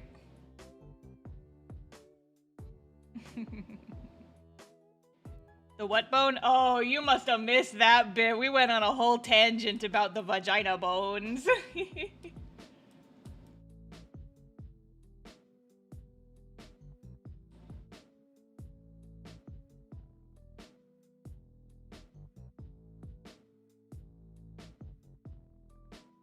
I'm not reprising it though. You'll just have to take my word for it that it was very funny. Very stupid, but very funny.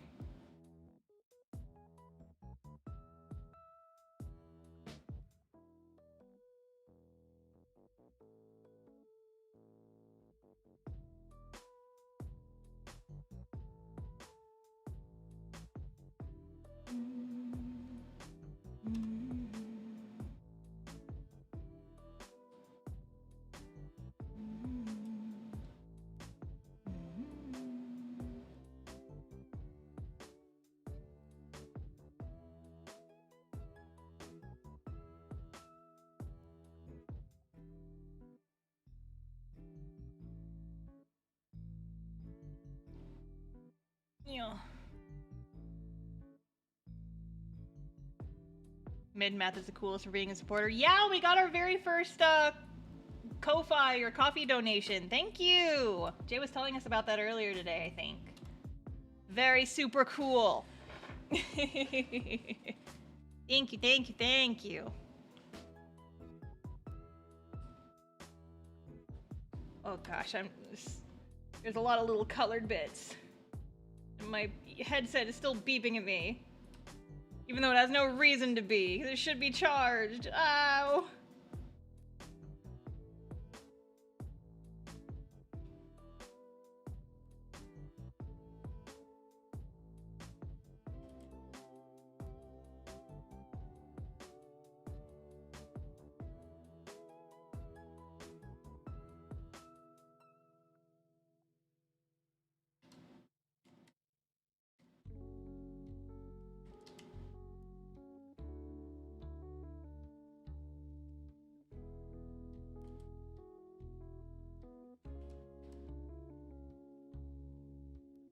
Oh no, wait, I did this backwards. Ag.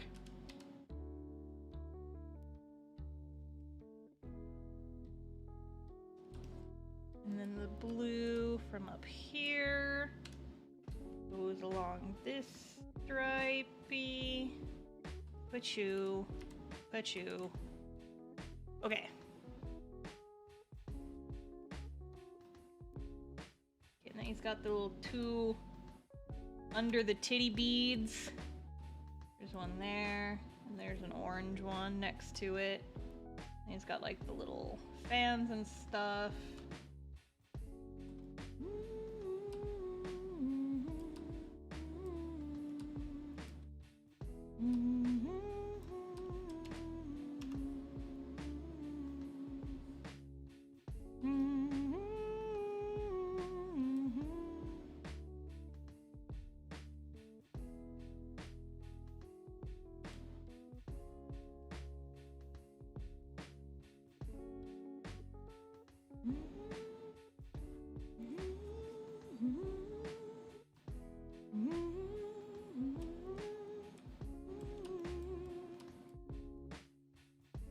Uh-oh. There's a hole! Bap! There. No more hole anymore. Not dark enough, but I will fix it in a minute. Fix it later. Oh no, I forgot to draw his little second earring. Shit. Got like two of the little fans. Fuck. There. Great voice, good at humming. Thank you! I am just vibing. Sometimes when I don't know what to say on a stream, when I'm just focused on my coloring, I just start humming. I'm glad you guys like it. I do owe you guys a... what is it? A karaoke stream. I remember that. I have not forgotten. I said I would do one when I hit 40K on YouTube, and I haven't done it yet because I kept forgetting. Also, just like time is an issue. But I will do it at some point, I promise.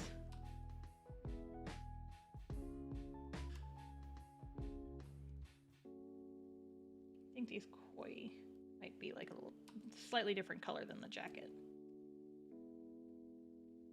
I'm gonna have to come in here and do like all the mottled colors, but I need to lay down a base coat first. Base color for the koi. Base color for the koi. Hey, hey! Base color for the koi. Base colors for the koi. Alright, now who's ready to see some cheating?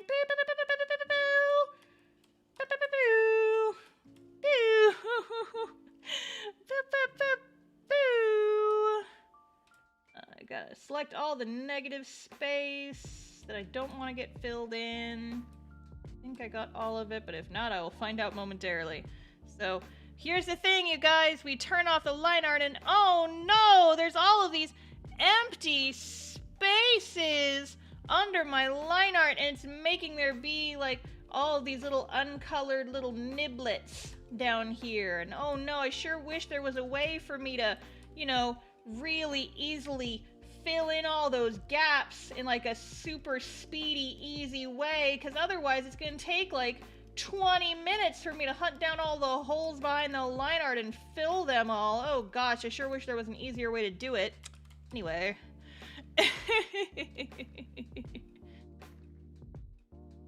Did it. Now we need to do some color tweaking because I'm not satisfied with these colors. Color picking game is off today.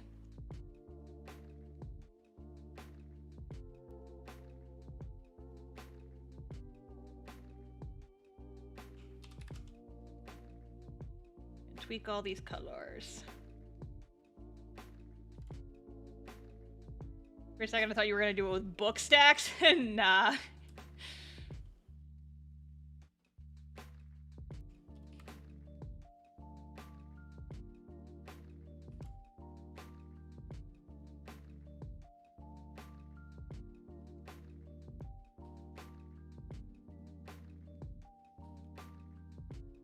I think that'll look a little bit better with the shading too.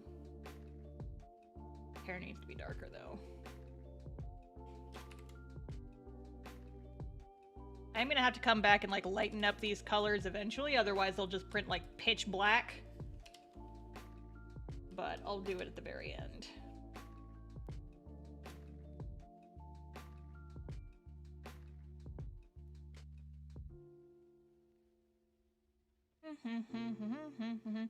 But yeah, if you guys want to see a tutorial for what the fuck I just did, if you type !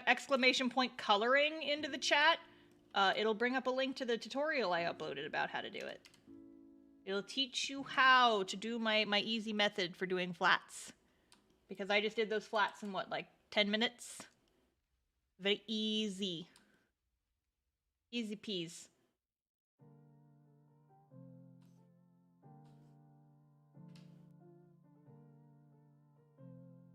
It's how I color pretty much everything. All of my comic pages, all of my like other types of art, all my shit, I color it all the same way. Star, teach me to color. I've got a tutorial for that already. Jay. Only you can cure me? Oh geez, don't put that on me.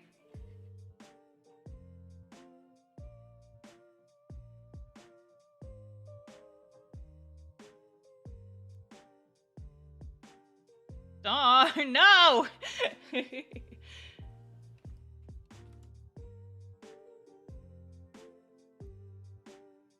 I cannot be held responsible for your treatment. I'm color illiterate? Oh no, I cannot help you. I'm sorry, I barely know how to do colors myself. I just scream at the canvas until the colors make sense. Canonically, that is how I do.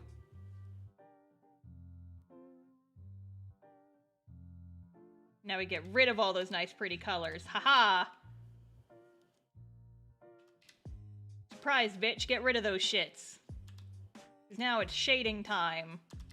Which means coming in here and just doing all the cell shading first. I like how just Shinri's coming out.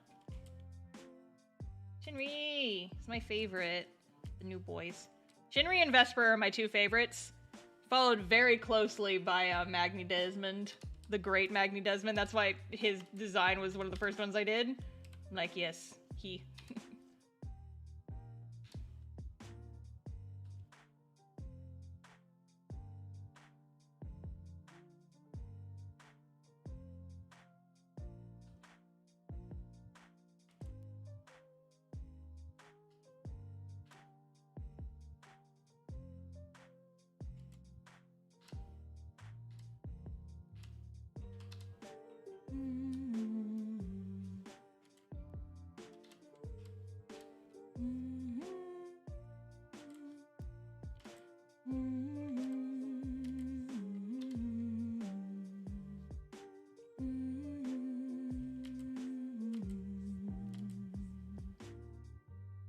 This is honestly like my least favorite part of coloring is just like doing the cell shading. I don't like hate it, it can just be a little bit tedious sometimes.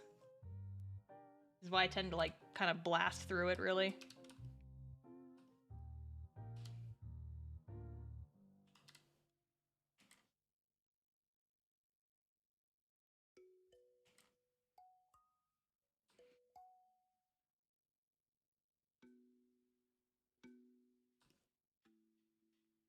Orange tastes like scurvy? Banned. Banned from my fucking chat. Banned! Like, listen, okay, I knew that making the scurvy video was gonna get people to tease me about the scurvy. I knew it was going to happen. But goddamn it. It was one time! Like 10 years ago! Fuck! It's been my first time fending for myself when I didn't have someone else cooking for me. Leave me alone. We all make mistakes. I'm sure you guys have done cringe shit.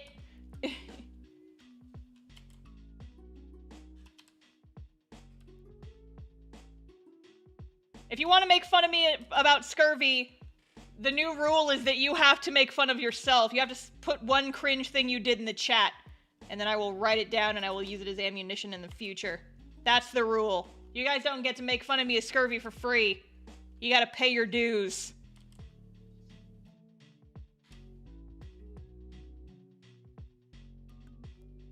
Jay paid his dues the other day. Yeah, I paid the cringe blood price. Yeah, I've got dirt on Jay now. And I'm gonna use my cringe to his advantage because it makes researching for a future comic easier. I'm like, oh my god, yay, I don't have to watch a bunch of dumb ghost hunting shows anymore. I can just ask Jay, hey, is this a thing?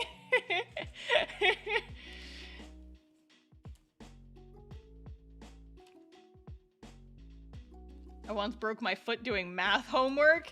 How the fuck did you break your foot doing math homework? What kind of math? Yeah, and Jay was a ghost hunter. Quick, everybody make fun of him about it. He was telling me about it on our call the other night. But I'm like, wait, Jay, wait. Can I use you as a reference for my comic idea that involves ghost hunters as like a group of side characters? Jay, I don't want to have to watch all these like cringe ghost hunting shows. I want just like BuzzFeed Unsolved type shit, but I don't want to have to watch a bunch of other things.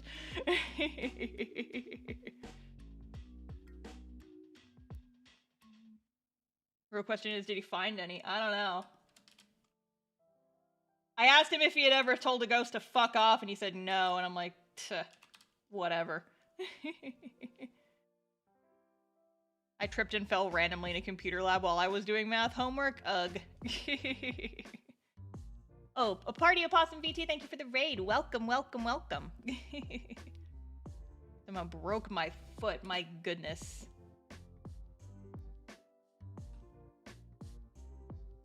But see, then you could like go into your math teacher the next day and be like, hey math teacher, I broke my foot doing your assignment. Can I go home? And they'd say no, but it would still be funny.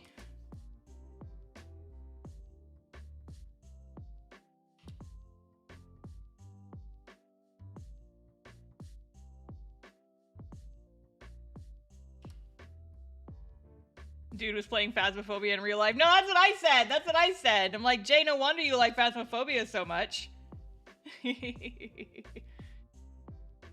Was unaware my foot was broken. Oh, Jesus Christ. I got a poltergeist head mounted on my wall? Okay, you didn't tell me that part.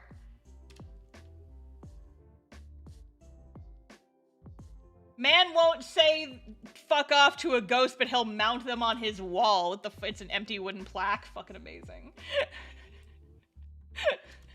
I was gonna ask, like, what actually is it though?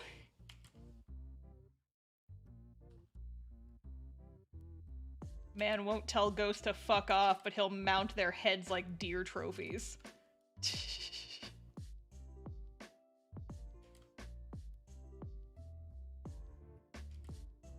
Feels like a little bit of a double standard there.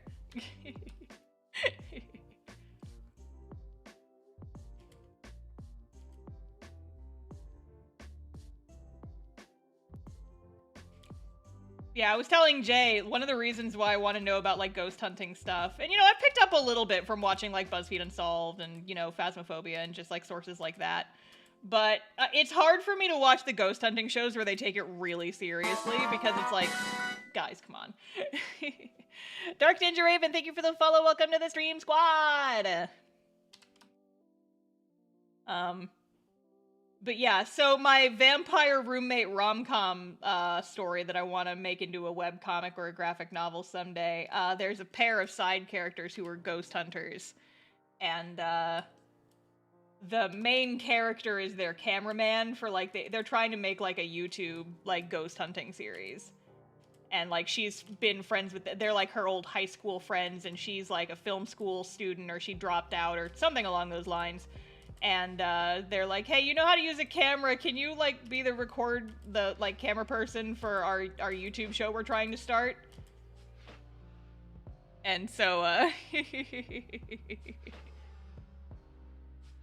so I'm like, Jay, can I pitch ideas to you about these, like, ghost hunter characters that I'm trying to write? I'm like, yes, now I have writing assistants. I have a primary source. Let's go. The main character is the camera person, is the webcomic stuff from their perspective. I mean, for some scenes it probably would be, but, like, the ghost hunting segments are only a very small part of the story.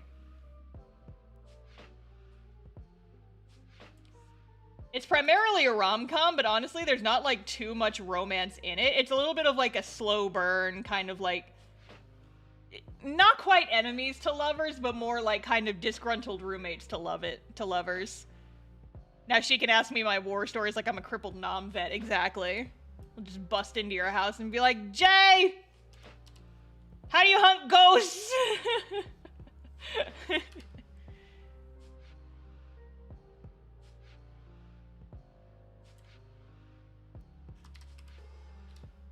Yeah, so what I'm thinking is, like, you know, the main romance is from the perspective of the two main characters, who are two girls. There's the main girl, who's yet unnamed. I keep bouncing around different ideas for her.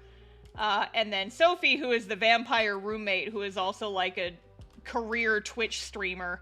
And her main gimmick is that she's a streamer. She doesn't show, but she's a vampire. She doesn't show up on camera. It's like the opposite of a VTuber. So she'll, like, her clothes still show up on camera. So she'll wear, like, jewelry and shit, but she, like, none of her, like, actual body shows up on camera, and so everyone asks, it's like, oh my god, how do you do those, like, green screen effects? She's like, it's not a green screen, I'm a vampire, and, like, people get super into it, and she's got, like, a lot of hate watchers, too. It's a whole fun thing. But the side characters are, like, two wannabe ghost hunters trying to start a YouTube series. And there's also, like, a little bit of romance between them. But it's more of the, like, they're dating and they just haven't realized it yet type of romance.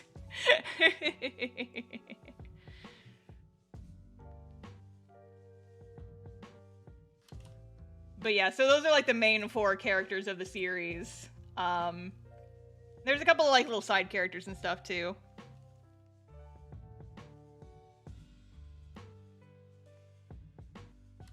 But yeah, it's very much like, it's very niche. It's like one of those things where the story could fit pretty comfortably in around 200 pages, so I could probably make it into, like, a published graphic novel, like a little one-volume thing. But also, it's, like, so niche, and so much of the story goes into, like, social media and like the effects that it has on the internet as a whole and on people's psyches and things like that. And like it has some like very explorations of like streaming and things. And I'm like it's very much a me story, right? Like it's a story, like it's one of those weird stories where like one of the main characters is a fucking vampire, but I wouldn't say that it's a story about vampires. It's a story about a lot of other different things, and there happens to be a character who is a vampire in it. But I'm in love with the concept, and I want to make it eventually. I already have a title for it. It's called Bloodstream, because it's a double entendre for the word stream, because it's like bloodstream, like what the vampires suck, but also she's a streamer, and that's the joke. Get it? You get it? Like suck, yeah! Thank you, Jay. Thank you for explaining the joke. But also influencer, yeah! Very least a social media angle. Anyway, better to see a story about a tech, not from the boomer POV. Yeah, exactly. It's very much like... I was brainstorming it in the car earlier and thinking about, like, the ghost hunting YouTuber guys being like, oh, if only, we just need to go viral and then everything will be fine. But then the vampire streamer girl, her name is Sophie, by the way, going like, you guys understand that going viral is actually not going to like instantly make you a success, right? It's a lot because, you know, people might subscribe to you, but unless you're cranking out the exact same content constantly, those people aren't going to stick around. It's a lot better to have an audience, a smaller audience that actually watches everything you post rather than just like a huge audience that never watches anything. Because otherwise it's just artificially inflated numbers. And it's just like, it's that shit exactly. It's like a commentary on social media and things, and like how it affects people and how people try to chase it and things like that.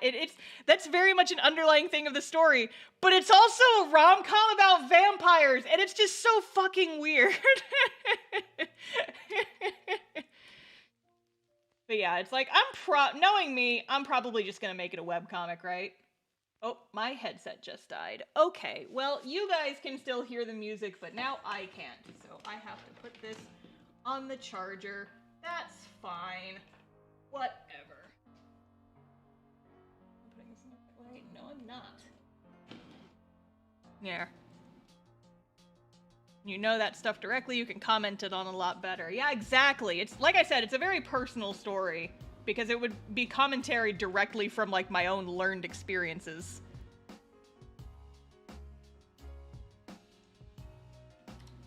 But that's why I think it might be a little bit too weird for mainstream publishing, so probably a webcomic. If you get a big audience and they don't even appreciate what you watch or what you make, I would cry if it happened to me. Yeah, exactly. I mean, honestly, that's kind of what happened to me on TikTok. Is, like, I got a lot of followers from, like, the viral art tip videos I posted, but then anything I posted that wasn't art tips just, like, completely flops. Right? And it's a fucking bummer, because, like, I have other stuff that I want to post. Is like, I was growing my TikTok account primarily for, like, my art business, and I post about my art business, and none of those videos do very well, despite the fact that I have almost 200,000 followers on there. It's also partially, you know, like, the algorithm and shit, but... And yet the packing videos are hilarious. I know, I'm hilarious, and no one appreciates my time. Sounds disjointed. It sounds disjointed the way I'm talking about it. I'd make it flow nicer when I know, you know, like, actually wrote it. It all kind of fits into the story, right? How long would it be? Probably about, like, 200 pages. So, like, honestly, if I wanted to make it a webcomic, it wouldn't take me very long to finish. It would only take me a couple years, probably. Because, you know, you assume 2 pages a year, or 2 pages a week, 50 weeks in a year. I'm approximately. So it's like approximately 100 pages a year.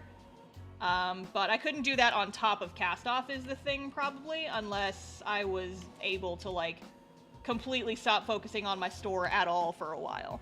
Like, if I ever get to a point where I'm making enough just on the webcomic and YouTube and stuff, and I don't have to focus on my store and conventions quite so much, I could probably make it work. But it would be hard to work on that comic and cast off at the same time. 2 pages a year. No, 2 pages a week. I misspoke. It would honestly probably start, if I made it a webcomic, it would probably start as just like a Patreon only thing, and then eventually, once I had like a decent backlog of pages, I'd start posting it publicly. Make it a little extra bonus thingy for my patrons. But TBH, I have some other comics that I owe my patrons first. So, oops. Oops-a-doodles.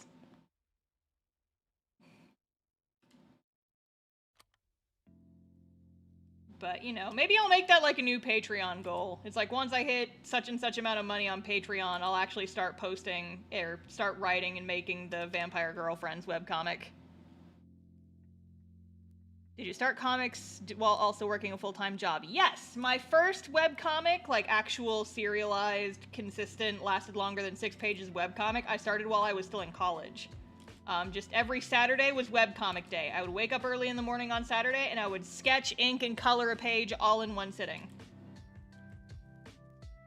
And I would post it when it was done. And I started Cast Off when I was working a job for a tech company. Not a tech company, they were an education company, but it felt kind of like it. I was in their, like, art department. I have a whole video about this. I have a whole video on, like, how I started my webcomic, and it kind of talks about the job. It's on my YouTubes. Exclamation point YouTube. But I guess you're that in the YouTube chat. You don't need a link to my YouTube channel.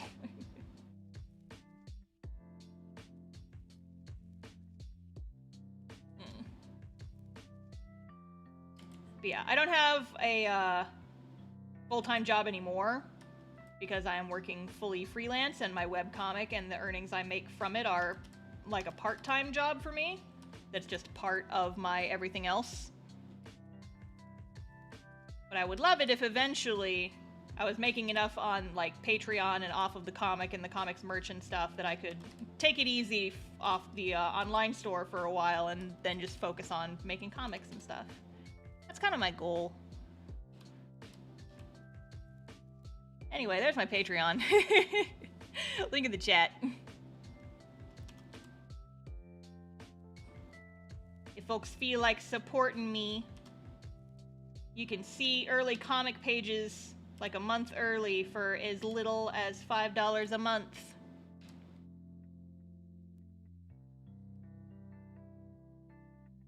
How much would you need? Good question. Maybe like...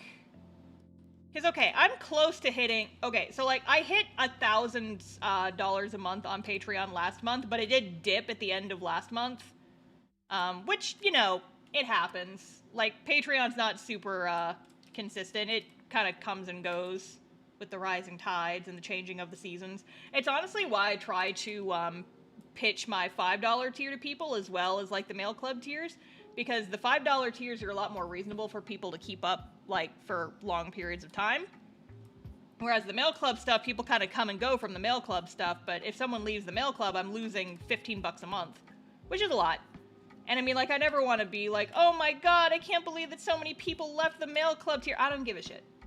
Like, if you want one Patreon postcard, you can just join the mail club tier for that month and then drop. I don't care. You're not going to get shit from me for that. It's fine. Do what you want to do, you know? But I've been trying to convince people to also join, like, the $5 tier, because the $5 tier is a lot cheaper for y'all, and it also tends to be a little bit more consistent because people can afford to pay that more month to month. Because it's a smaller monetary amount. $5 tier person. Thank you, Sly. I appreciate it.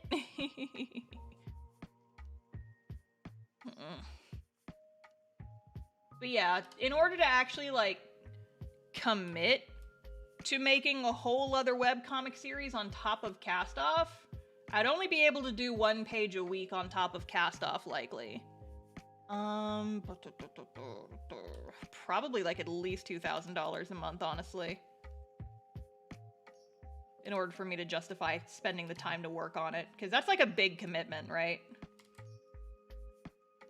And it would have to be at least paying my mortgage in order for me to justify doing it. You'll be taking more of my money from the reruns and other merch I plan on getting later. Well, thank you. Where's my water?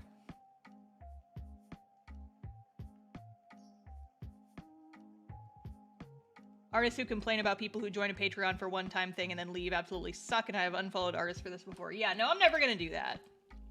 I never want to be that person. If I ever become that person, you guys have my permission to kick my ass.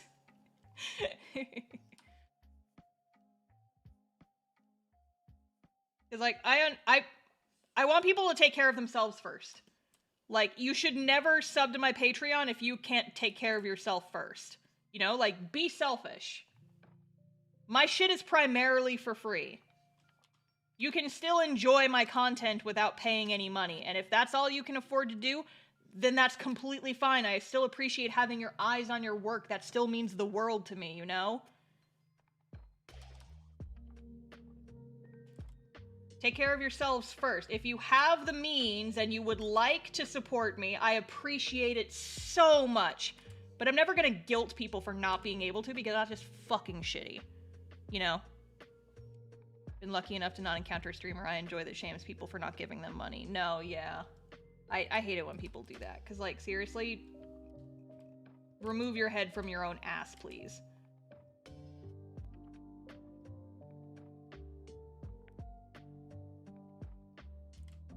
I value every single person who supports me so much, but I want to make sure that you guys are taking care of yourselves primarily first. Don't ever support me if you can't afford it, right? I will never shame you for that, because in this fucking economy, like, damn. So awkward. My headset died, and so you guys can hear the music, but I can't hear it. And I'm just sitting here in silence and talking to myself now. It's awkward. I guess I could, like, play it on my speakers, but then you guys might be able to hear it. Wow! If I play it real quietly, then maybe it won't show up on the mic. It might a little bit, but...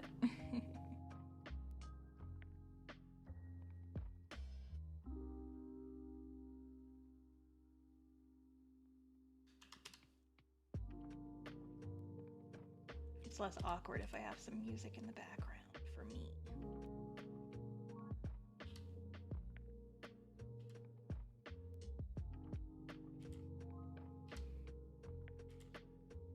My other thing is that, like, if people are supporting me, I want them to get something for that.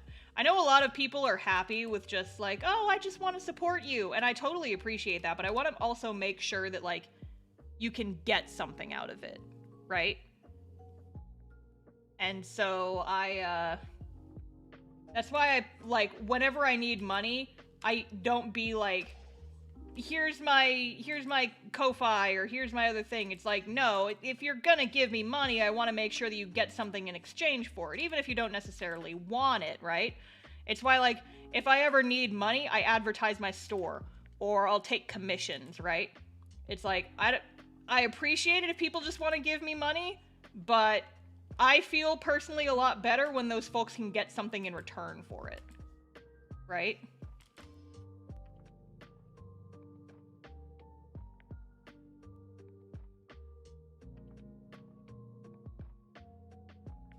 So, like, patrons get stuff through the Patreon, they get early pages, they get mail club stuff, they get all kinds of, like, the bonuses that I provide there. If I take commissions, they get a commission. If they buy something from my store, I still get to keep that money, and you're supporting my business.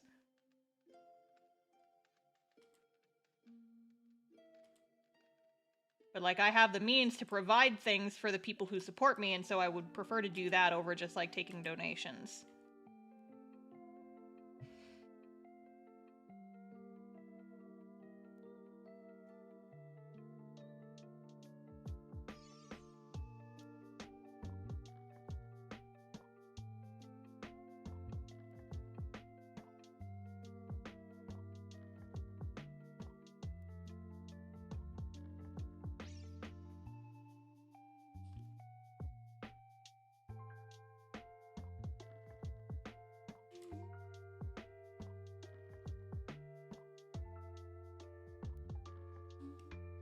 almost done with the shading here, I think.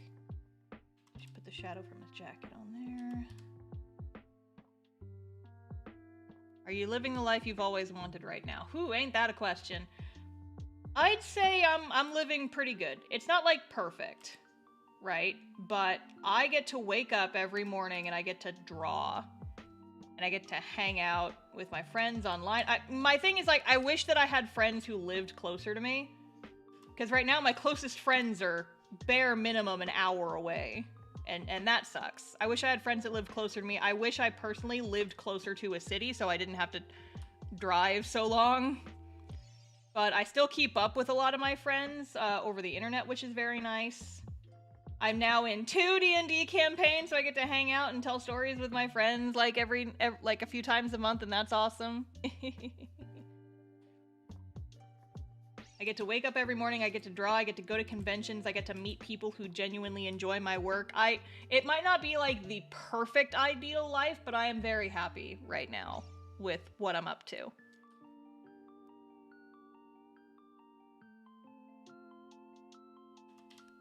I mean, we can always dream, we can always aspire to more, right?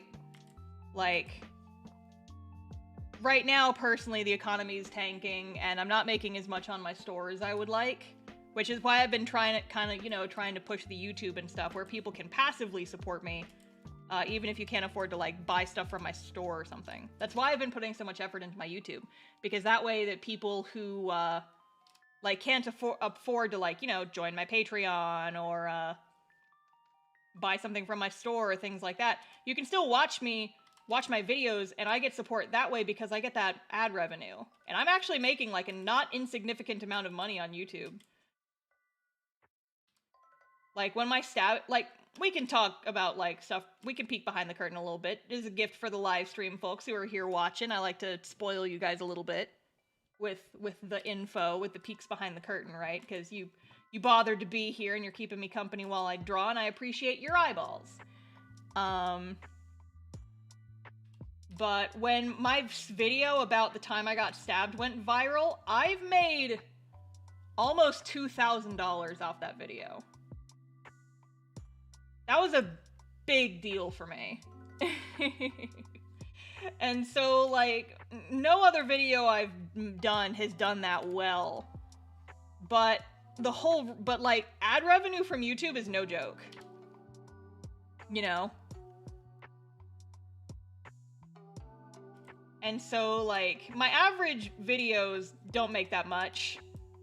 I'll make, like, $20, $30, $50 off of an average YouTube video, but it's definitely nothing to sneeze at. And you guys don't pay a cent of that. That's all ad revenue from just people watching my videos. So, like, even if you can't afford to join a Patreon or whatever, you can still watch my videos, and that's still a way to support me. And that's free for you guys, and it's food on my table, basically.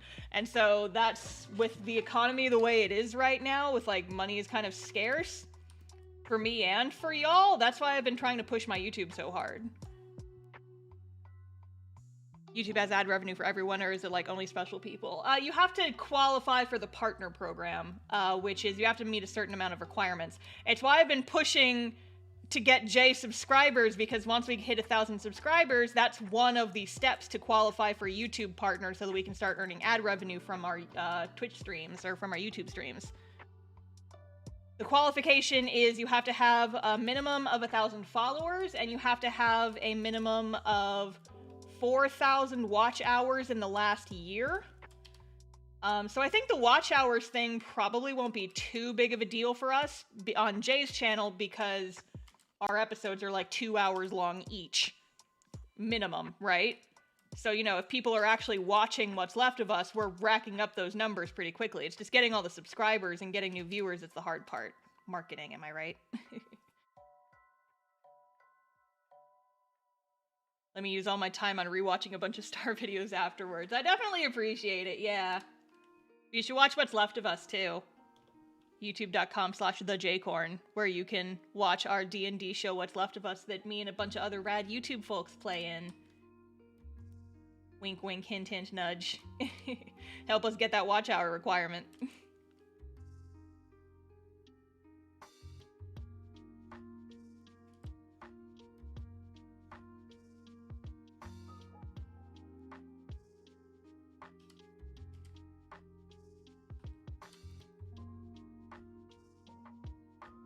Star had subliminal messages in her future vids. It's not subliminal! I scream like every live stream, watch our D&D show! Bam! That's not subliminal, that's whatever the opposite of subliminal is.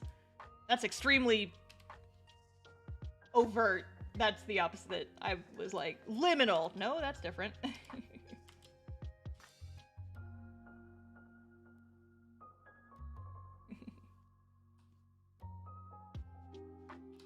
I'm gonna do some scale shading on these.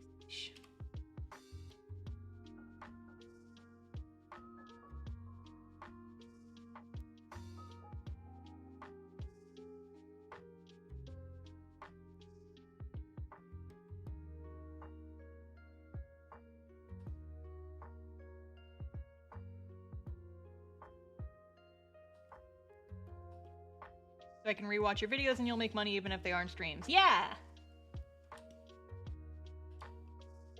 Because the money comes from the ads, so as long as you can, like, if you see ads, that means that we earn a portion of the money from that. Whether you watch live or just the VODs. Like, either way, we're still earning money from that.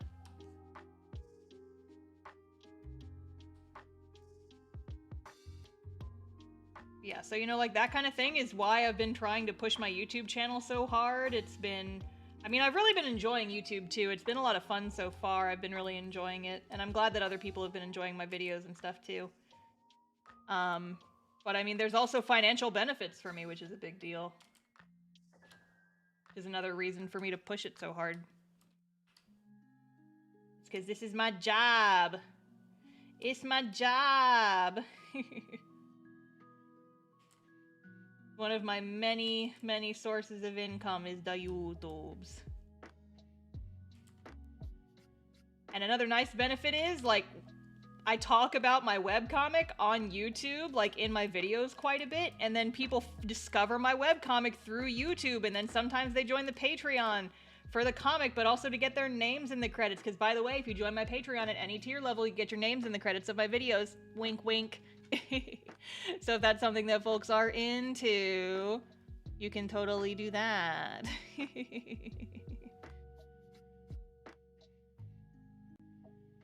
Dang, today's video has 5,000 views on it already. Dang, you guys liked that one. You guys liked that one. Dang, that's like the best a video has ever done on day one for me. Thank you guys. I'm looking at all these new comments now.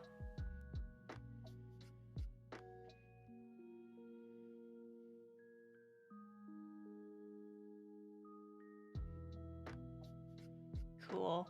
I'm glad that you guys liked today's video. I was hoping that people would like it. I'm sad though because I don't have any other bad commission stories that I can make videos about. I only have the 2. I only have like one other bad commission story and it's not enough to make a YouTube video about. It's very tame by comparison. Guy just commissioned me to do like an inked character drawing. The total cost of the commission was only going to be like 20 bucks. He paid me half up front. And then approved the sketch, and I finished inking it, and I was like, okay, I'm finished inking, I need the rest of the money now, I need the other $10, and he's like, oh, actually, can I get a refund? School's really expensive, and I need to be saving money, frowny face, and I'm like, dude, I already did the work, I'm not gonna give you a refund. But I never saw, the other $10 from that commission. And, after that, I added the rule that, you can pay me half up front, and then I'll do the sketch, and then you gotta pay me the second half before I do any further work on it.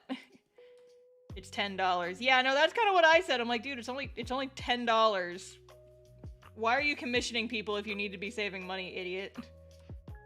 So, that's the only other bad commission story I have. Because, I learn real fast whenever people try to get money out of me.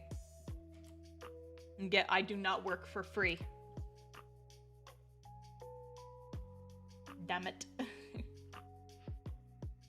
Yes, like I can't make a whole video about that. I was joking on Twitter, but it's also not really a joke. I feel like I need my next video to be a happy story so that I can draw a thumbnail where I can actually have my little avatar looking happy for once in her life. Because like almost every single art storytime video I've done so far has been me looking like scared or traumatized or locked in the freezer of a food service place. And I'm just like, yeah, I know that people like the cringy, like, other stories like that, but I feel like I need to do a happy story for once because I have, like, no happy thumbnails.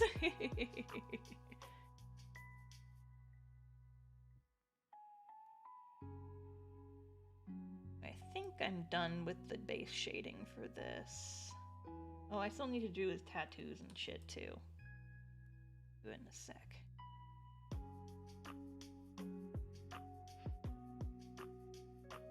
Okay, so we have the base shading laid out. However, unfortunately, because we use the same color for the shading on everything, it looks like shit garbage, so we're gonna change it now. I'm gonna go through, and I know you guys can't see the menus that I'm pulling up, but I'm basically just like going through and changing just the shading multiply layer. I'm changing the color of like each layer individually.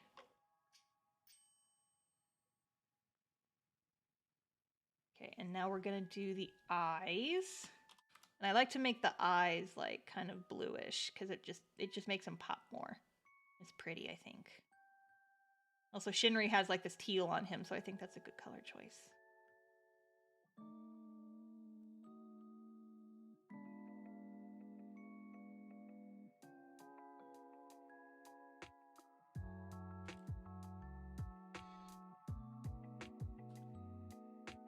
Okay, and then we're gonna do his jacket, because his jacket needs to have like this really red shading to really drive home the color it's supposed to be.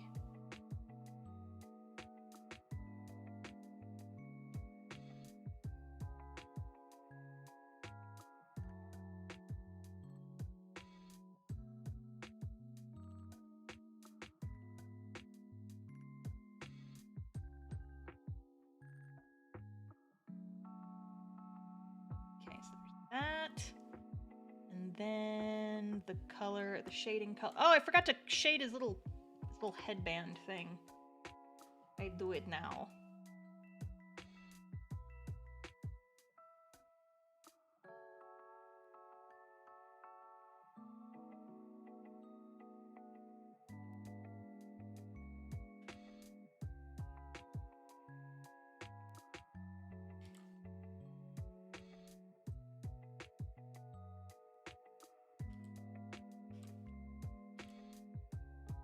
And now I can go in and change the color of the gold. Change the shading color, rather. Since it's metallic, I want the shadows to be kind of dark. Because generally the shinier something is, the higher the contrast is between the highlights and the base tone on the shadows. That. And then let's change the shading color for the belt. Make it a little lighter, a little bit gray, kind of neutral, make it kind of a cooler color, I think. Yeah, that looks nice. And then we can do the same with the gray, make it a little bit cooler and less saturated. Pump up the jams. Did you forget the scales on the kois? No, I'm gonna go and I'm gonna do the kois separate because they're gonna be a whole thing. And then all the black is gonna have a different shading color. Kind of like a cool neutral. I'm actually gonna make this a little bit lighter. Otherwise it's not gonna print very well. It's gonna print too dark. Oh, Badu, thank you for the sub! Drink water! Okay.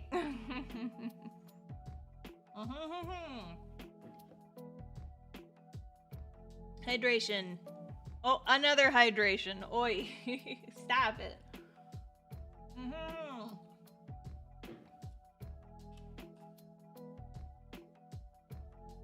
Okay, what next? Oh, this blue thing that he's got needs to change color. Shading color. That definitely needs to be like brighter and nicer. More blue.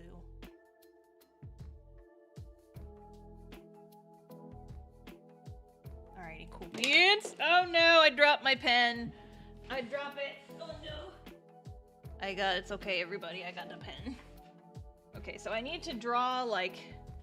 Actually, I need to do the little extra effects and shit because I forgot. Because he's got, like, the blue arm. We need to do that. He's got, like, the gradient. The blue arm. And then we gotta do all the... Oh no, I did that on the base color layer. Shit. So we make a new layer. And then we do the blue arm. And then we gotta do his little like orangey tattoos that he's got.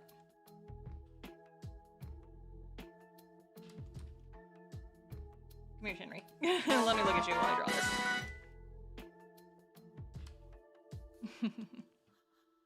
Oh, and another hydrate. Oh, Orther22, thank you for the follow. Welcome to the stream, squad. Gotta draw these little cloudy tattoos that he's got. Oh, that needs to be a lot lighter.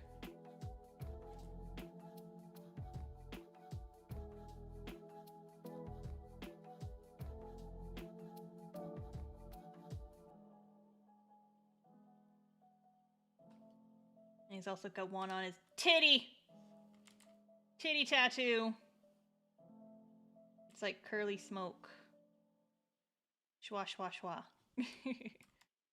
And then there's like a faint outline around it. So I'm gonna give him like a little 1 pixel outline. No, 1 pixel's enough.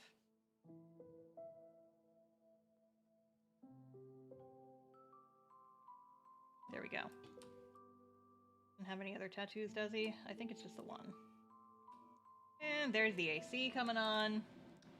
Alrighty, so cool, there's that.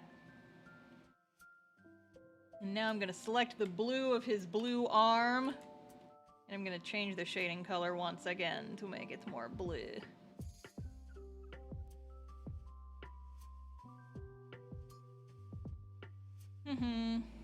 Can't believe he's orange and aquatic but no crab. He's koi! He's got the koi fish. Koi, they're also orange.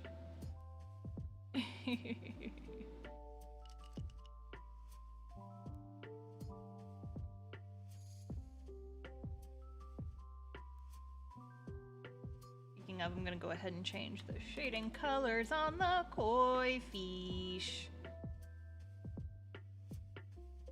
There, now they look a lot brighter. Cause see, before, the shadows made them look kind of dull. But now they look a lot brighter just by changing the shading color. Hashtag art hacks. I'm gonna go in and, you know, like do patterns on the koi and stuff, but I'll do it later. I'll do it later. And then let's change the color of the shading on his hair, because it's looking a little purple right now. Whoa. I'm changing the actual hair color, though. Oops. That's not what I meant to do. There we go. Beautiful Shinri hair. Let's go ahead and do his eyes while I'm thinking about it. Got these very blue eyes. It's very cool. He's got very strong color palette. I like it. I dig it. We love a character with a strong contrasting color palette.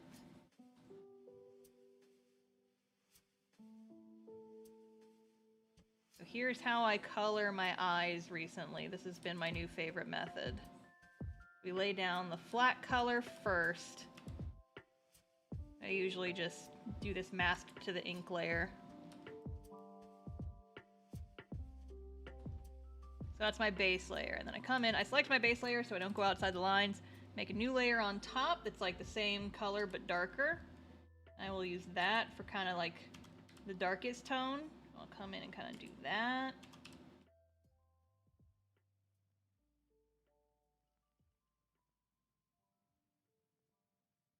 And yes, I see this mess up on his eyes. I'm gonna fix it, I promise.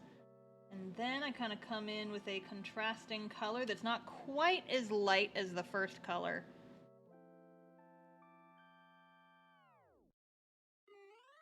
And I will paint on kind of like the upper half of the eye. Like a little reflected light sort of way. This is honestly probably a little bit too light, so I'm gonna change it once I lay down the color.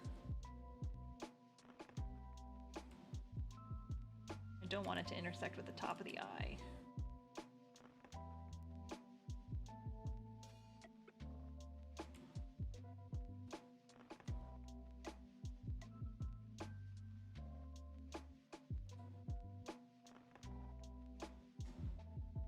I like it to be like kind of thinner, like this middle section to be like kind of the lines get thinner in the middle and thicker as they get to the edge.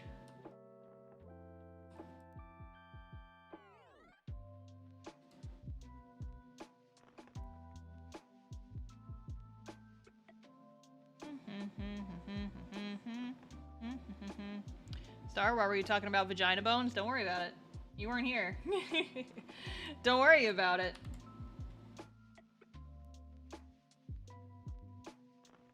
Do I want to go green or do I want to go purple?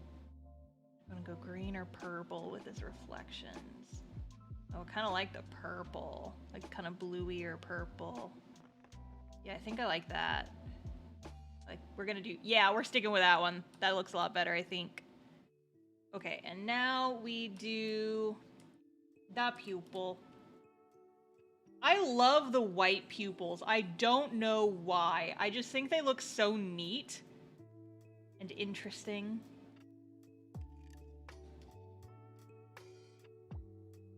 And I add a border that's like a bright color that kind of contrasts it. There we go, pretty eyes. Pretty eyes, and then we do just like some regular highlights. Make them look real shiny and pretty.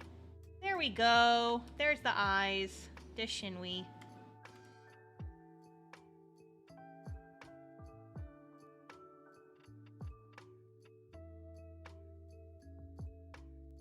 Yes. Good. Excellent, excellent, excellent. Perfecto. Okay. Now we're gonna do the highlights, which is we're gonna take all the shadow layer, we're gonna invert the selection, so now I can only draw where there's no shadows. We're gonna do highlights now.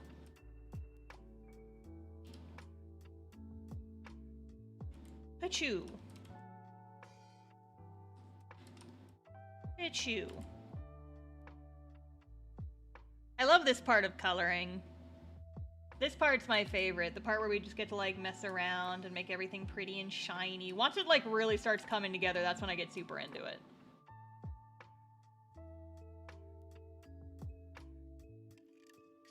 Crash Bandicoot indoctrinated me many decades ago into the cult of orange and blue color combos. Well, they're also just like contrasting colors, so they always work really well together. Also, Portal.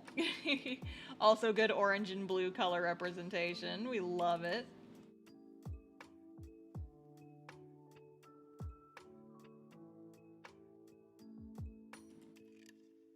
Man, I love Portal.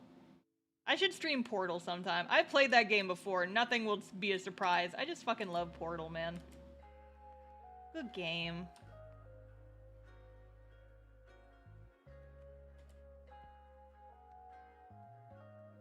I could sit down and beat Portal 2 in one sitting if I had to. I played that game. I had a summer where I played that game like multiple times on repeat. It's awesome.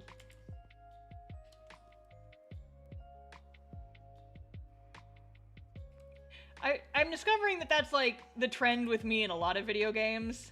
Just during summers, I would just play like the same games over and over and over again. I did that for Wind Waker, I did that for Okami. Listen, that's just how I enjoy games sometimes. That's how I enjoy video games sometimes. We all just need to accept it. I have comfort games, and Portal is one of them, and I haven't played it in a very long time. Wind Waker is a comfort game. Rune Factory 4 is a comfort game. When I say comfort game, I specifically mean like a game that I will just play over and over and never get tired of.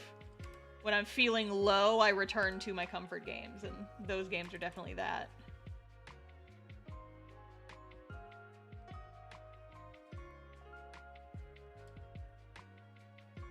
Still gotta fix that thing on his eye. I'll do it later. Promise.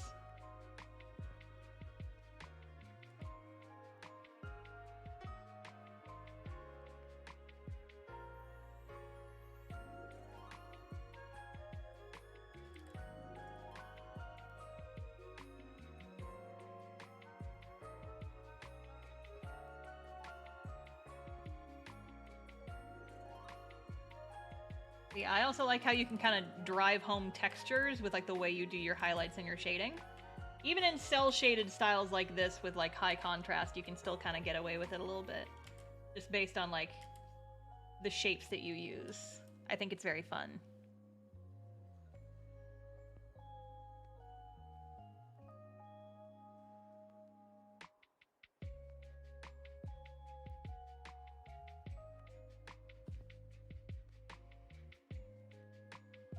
Talking about some art nerd shit.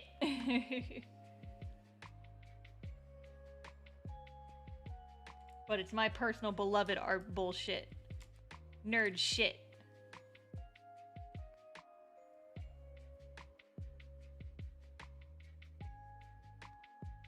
Yeah, you guys want some real art nerd shit, you should bookmark my Patreon or my Kickstarter that's starting on Wednesday. Because that's happening very soon. And if you pre-save the Kickstarter link, you'll be notified when the campaign goes live and you can get yourself the early discounts. I had an early bird discount. Guys, I'm coughing because it's a joke. I don't actually have a sore throat. It's fine. It's like cough, cough, says something under the breath in the coughing format. I'm not actually sick.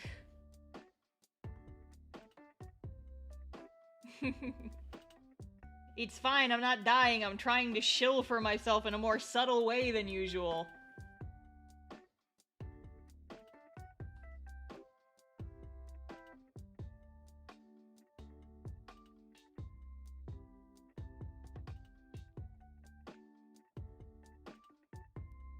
One of my speakers is messed up. It keeps like occasionally making a noise like a mouse is trapped inside it.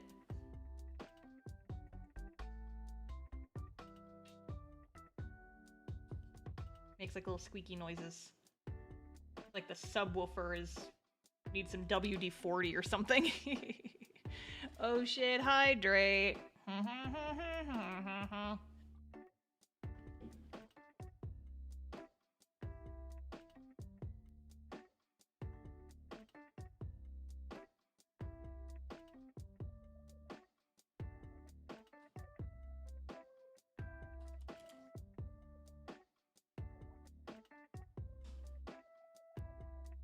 WD-40 is the real Texas fix for everything. Listen, it wouldn't be if it didn't work, alright?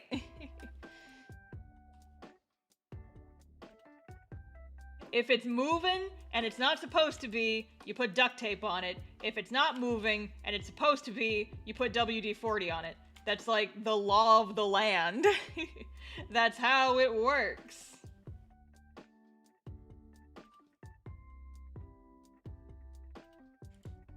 Late stream hydrate blip. Oh, well, thank you for the super chat. Thank you. I hydrate. Thank you. Super chat alert hasn't gone off yet, I don't think, though. Super chat alerts. Where are you? Dream elements will wake up someday.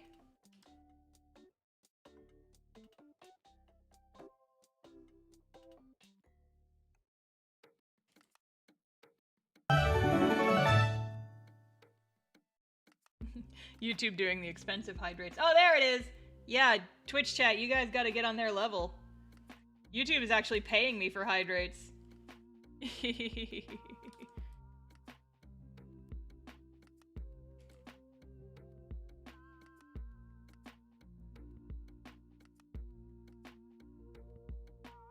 Time not. Okay, fine, another hydrate. Okay, no more hydrates. I'm out of water. I don't want to get up. I'm almost done with this. I'm almost done with Shinri.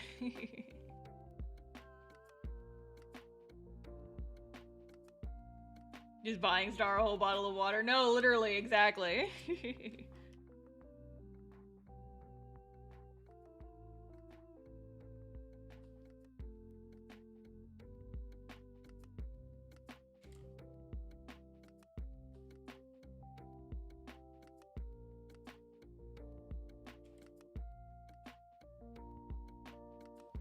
Shinri, you're looking so cute.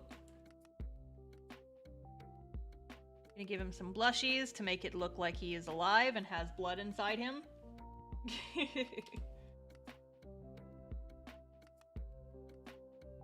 It's gonna look whack at first, you just gotta trust the process.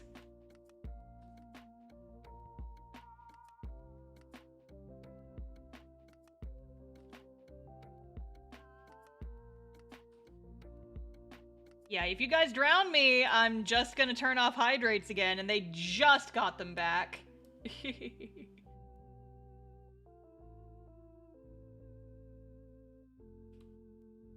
No drowning me. Stretch break, there we go. That does not require me to get up and get water. Ugh. Stretch, though. Everybody stick your hands in the air like you just don't care and stretch. Okay. Okay, now I am going to come in and do this fix down here. Whoops. A whoops-a-doodle.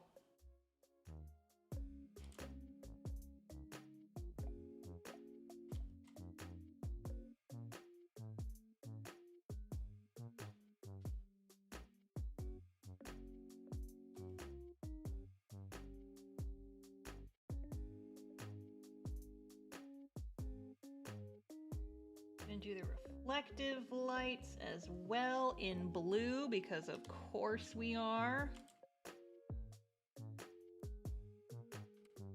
Excelente.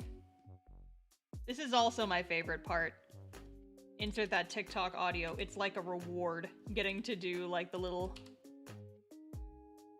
spot black shading lights, the little underlights. Oh, my favorite. It always feels so nice whenever I get to do it. Like that little bit of extra polish that just makes it look cool. My favorite. And I totally stole it from the art style of a mobile game that I have never played before, but really like the look of. Called Graffiti Smash. It's a Japanese mobile game that I have never played. But the art style is literally my favorite thing that I've ever seen in my life. It's so cool looking. Hashtag wish my art looked like that type of thing. I actually have an acrylic stand of one of the main characters. It lives in my office.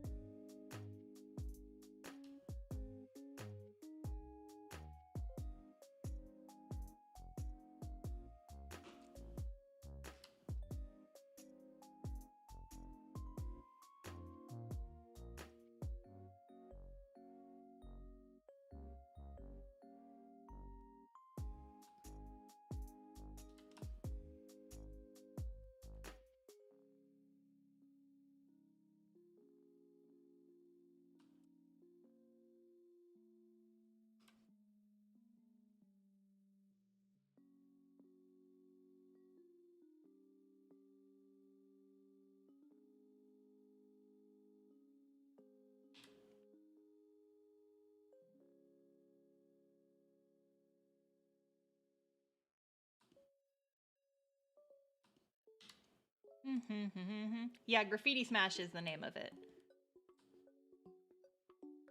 Again, I've never played the game before, but it just looks so freaking stinking cool. I love it. I love the art style a whole lot.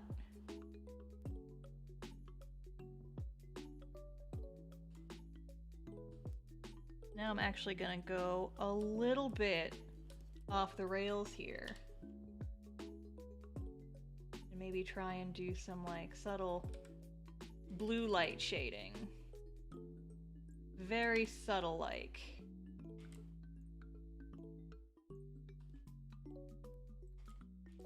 Now let me select the shading layer there. I'm gonna go out of the lines. I don't do this very frequently, but with characters with like a lot of dark spaces in their designs, it's nice to do like the underlighting kind of thing. I think it looks heckin' neat.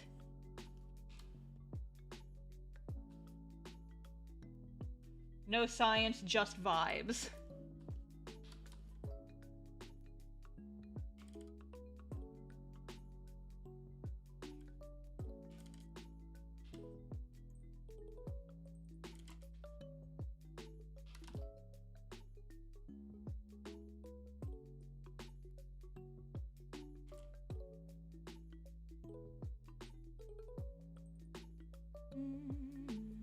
What's the tip of her tail like? Is it fuzzy like a paintbrush? No, it's kind of shaped like a pointy D. Emery's tail shape is like... There's like a tail. There's like a tail, and then it kind of just goes bah. It's a little bit like that. It's like half a spade, kind of. And so she's got like a little thingy around it. She's hiding hooves in them boots. No, she's not! She has normal feet! That's not canon! What Jay said, that's not canon. She has normal feet. Dang it.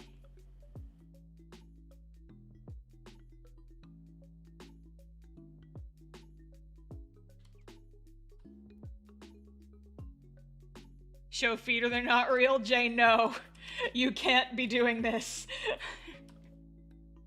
People are gonna actually start asking for that. We can't. But is it skin? Yes.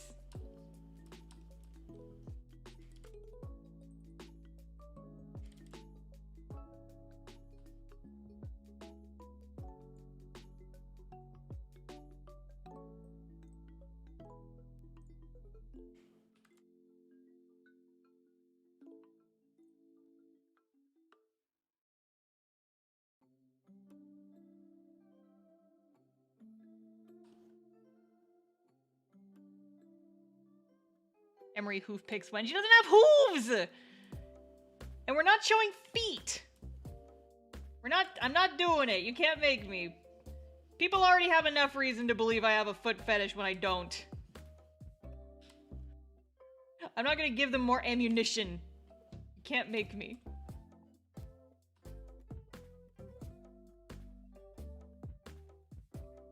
The reason why I am paranoid that people might think I have a foot fetish is because I show my webcomic characters' feet a lot in the comic, but it's just because they're traveling and it's part of the story that their feet get fucked up sometimes because they're not used to it, and it's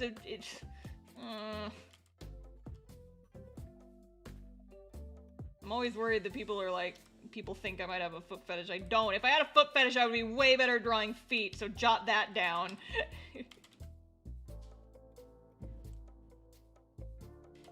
I don't have a foot fetish, Badu, shut up! That's not canonical information, goddammit.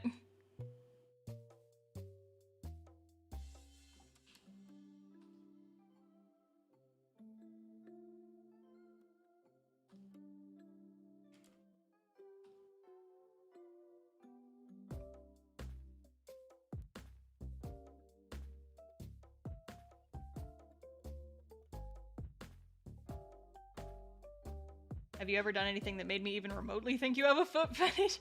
I mean, like I said, it's probably just me being overly paranoid, but I show feet in the webcomic several times, and I'm worried, like, okay, can I tell you guys a story?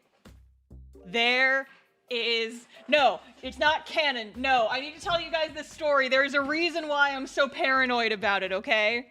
There's a reason why I'm so paranoid about it, and it's not just me, it's a fucking endemic with comic artists thing. So, there is a person out there. We know him only by the name of Foot Bandit. And me and a couple of other of my comics friends have been visited by the Foot Bandit. He's basically a dude who is very, very obviously into feet. And will comment. If you ever show bare feet in your comic, he will appear. It's like saying Bloody Mary in a mirror, but if you show feet in your comic, you will summon the Foot Bandit, and he'll come and leave weird comments on your comic. He's like an actual mythical creature for, like, webcomic artists. Like, me and a couple friends know of him. It's like, oh god, you guys, I got a visit from the Foot Bandit. Yeah, literally any genre of comic at all, and you'll suddenly get a weird dude, you'll get a visit from the Foot Bandit, and he'll leave, like, weird comments on your comic being like, haha, oh my god, you should totally draw them taking off their shoes more often. Are you sure it's the same guy? It is absolutely the same guy. Same username across all platforms. I think the only reason he hasn't bothered me yet is because I preemptively blocked his Discus username on my comics page. so that I would not get a visit from the Foot Bandit. No, that's right. I blocked him from being able to comment on Cast Off because he was being gross in other people's comment section, so I just like preemptively blocked him so I didn't have to deal with it. And then he emailed me being like, why am I blocked? And I'm like, I don't know how to explain this to him, so I'm just gonna ignore it. What do I do? Yeah, so that's why I'm a little bit hyper vigilant about anything that could be mistaken for a foot fetish in my webcomic, because I don't want to summon the Foot Bandits. He emailed me! Yeah, because from his point of view, I just blocked him for no reason. He doesn't know that he's got, like, a group of people that he has left weird comments on all of our comics being weird, and so we just preemptively block him. And I didn't realize it was him at first. I'm like, oh, well, that's weird. Usually if I block people on Discus, it's because they're being creeps. And then I went and looked it up, and I'm like, it's Foot Bandit! No! So, yeah. If I'm ever a little bit hypersensitive about that, that's why. That is why. And it's because, like, yeah, I do occasionally show my character's feet in the comic just for, like, plot reasons. And I'm like, oh god, I really hope this is not Summon the Foot Bandit. He was 100% going to say about something about feet in your comment. Yeah, I know, exactly! Exactly! This is so much better than Star secretly having a foot fetish. I told you. If I had a foot fetish, I would be so much better at drawing feet, okay? Okay, glad we have that established, but yes. So if I'm a little jumpy, now you guys understand why. That's some, like, deep cast-off lore. I don't think I've ever talked about that before because it's mostly just, like, a thing amongst me and my webcomic friends. It's just like, oh god damn it, Foot Bandit's back. And he's, like, a known ban evader, too. Like, when someone blocked him on Tapas, he made a new account on Tapas to, like, leave comments on people's things. It's so creepy. Foot Bandit mythical creature canon. That could be a video all on its own. I don't think I have quite enough fodder to make it a full video, but it's definitely a worthy just like cringe story, right?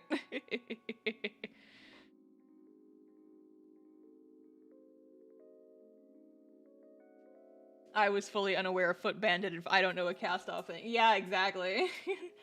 Dawn earning that cast-off librarian title by knowing all of the information.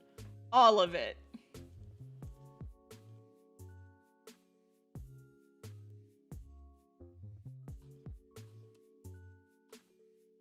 Dude sends a letter to Vernon. Why don't you take your boots off, adventurer? No, Jay, you can't. I can't deal with having to see more of Foot Bandit in my life. Highly cursed. I need to look up more koi pictures because I need pictures of like the colorations of the koi. There we go. Kois. I'm gonna put some white and some black on these kois. Like darker orange. And I'm gonna use a fun brush. Let's use a fun brush. Use my real G pen brush because it's toothy. Kois, colors for the kois.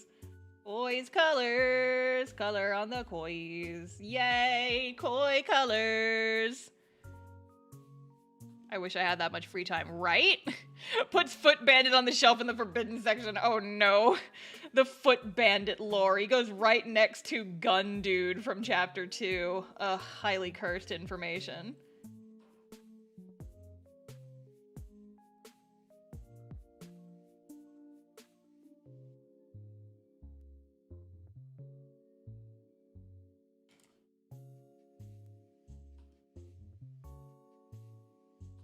Who's Gun Dude? Oh boy. I get to this is just obscure cast-off lore of the stream tonight, isn't it? Hee hee, oh boy.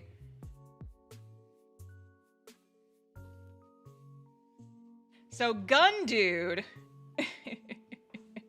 It's in between Gun Dude and White Eye Patch Marina X Human Vector Ship art. Stop! That second one was actually a thing that was gonna happen in the comic. It was so cursed. The old drafts, they haunt me so. But anyway, Gun Dude was a dude. I actually mentioned him in the How to Webcomic book, believe it or not. He was a dude who very much hated Ariana when the comic was in its very early days.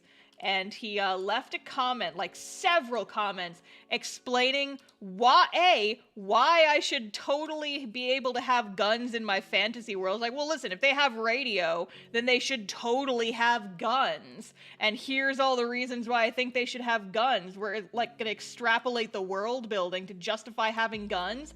And then I'm going to write like a long and cringy like role play where I go into your comic with the guns that I just convinced that should totally exist in comic, and I'm gonna tell you how I would kill Ariana.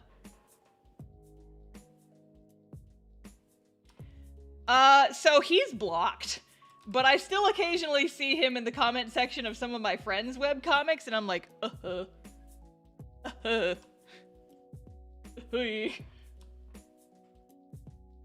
So yeah, that's Gun Dude. More forbidden lore for you guys. I hope you enjoyed it, because I didn't.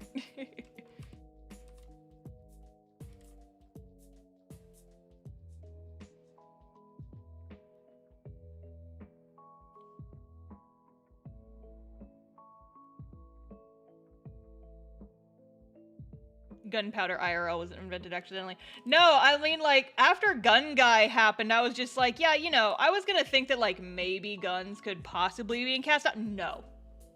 No guns in Cast Off anymore, even a little bit, and it's all this guy's fault, because he was a fucking weirdo in my comment section and I didn't want to deal with him anymore.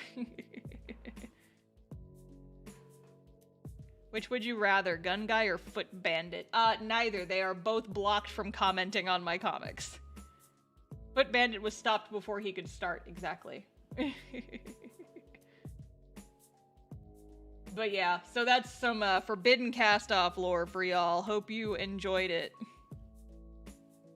Okay, where's the... I need to change the shading color on here, because it's turning out a little bit too orange.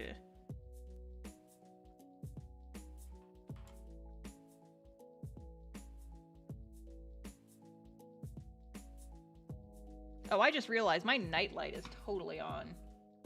Fucking with my colors. My nightlight settings. Turn it off. There, that, now nothing, stuff doesn't look quite so damn yellow. We clearly see fireworks. No, yeah, it's like, yeah, gunpowder, like I call it fire powder in the comic, actually. Rory says it at one point. I make a point to not call it gunpowder, because it's not gunpowder, because fuck you, guns don't exist in Cast Off. There, it's fire powder.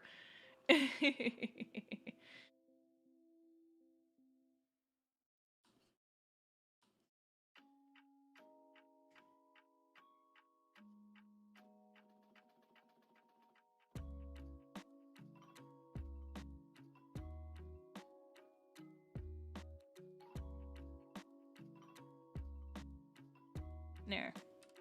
Koi fish. Koi fish. I still kept forgetting to draw his little thingies down here. Wow.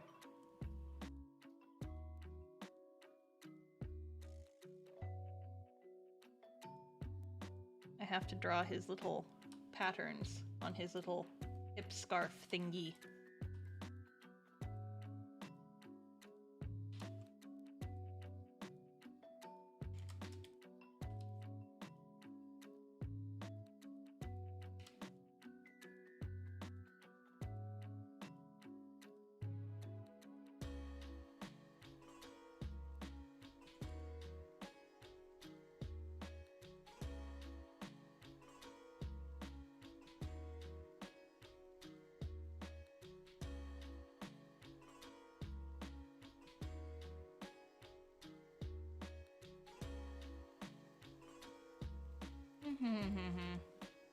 Boy, look amazing. Thank you! I might come back and tweak them a little bit later, but I'm satisfied with them for right now. Koi fish. Might add some, like, little sparkles to them. You guys got all kinds of forbidden cast-off lore this stream. I talked about Foot Bandit. I've never talked about Foot Bandit anywhere before, because up until now it was just like a thing that me and my comics friends talked about. And I haven't talked about Foot Bandit even with them for a long time. He's I haven't heard about him in a while. Oh, hey, Soren Angel, thank you for the raid. Welcome, welcome, welcome. Raiders coming into Foot Bandit. No, God. No, I don't want to talk about Foot Bandit anymore. We just finished talking about Foot Bandit. For those who are new here, hi, we're talking about weird people I've had in my webcomics comment section. There's Foot Bandit, there's Gun Guy, and there's like just other people. But yeah, we're almost done with this here. We're almost done with this Shinri. We're almost done with he. Is there ever normal time in this chat? No, that's true. Here, I'm gonna try and make some scales on these fishies here.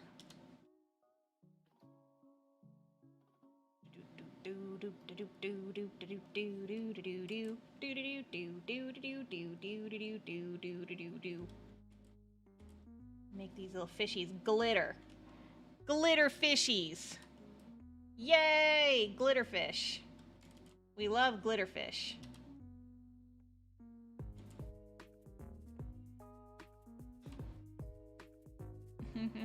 Other than vagina bones, it was a pretty normal night. No! Stop! We have new people here! We can't be talking about vagina bones and other cursed shit. Stop it! You're gonna scare away the raiders. Anyway, Soren Angel, I hope you had a nice stream. What were you streaming? I always want to say what were you working on, but I'm like, not everybody draws, Star. Get it together. Sheesh.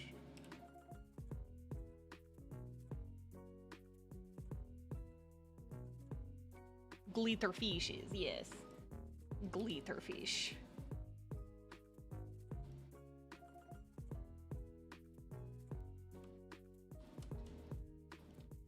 It just has like a little bit more of like a scale texture to them. So before, after. I think it looks pretty cool. Working on an animation meme? Awesome! We love fellow artists. Let's fucking go! Pew, pew, pew, pew, pew, pew, pew, pew, pew. Pew! Alrighty. So we're getting close to done with Sir Shinri here, which is good because like stream's pretty much almost over. It is 8. It is past my, it's not bedtime, but it's past my done with stream time. So we're gonna go ahead and finish this up real quick by adding some chunky overlay layers onto it. Let's go! Let's go! It's a little too yellow, I think. There we go. Orange and bleu. Orange and bleu. Blue under highlights. Let's go. Doing my usual end of art shenanigans where I just add a bunch of stuff to it. Wow! Wow, wow, wow, wow, wow, wow.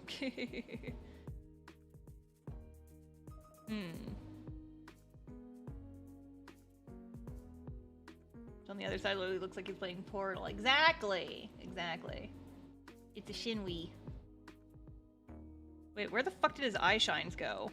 Did I accidentally delete his eye shines? Oh no. I think I did. Oops.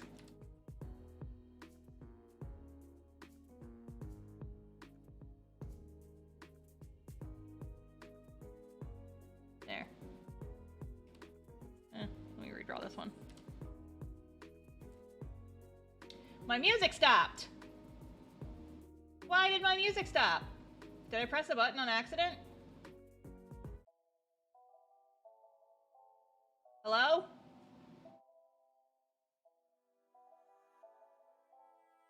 It's real quiet. There we go. Well, oh, wait, I never turned on Snip. My music alert hasn't been on this entire time, has it? Oops. The ticker is dead? Yeah, I don't think I turned on my ticker. Oops. Oops. That's just been empty this entire stream because I didn't notice because I wasn't looking at OBS. Haha. Haha. Oops. Definitely can still hear it. It just got real quiet for me. I guess maybe I couldn't hear it, but you gues could. Oops-a-doodles. Oopsie doodles. Anyway, I'm gonna give Sir Shinri an outline. Bitches love outlines.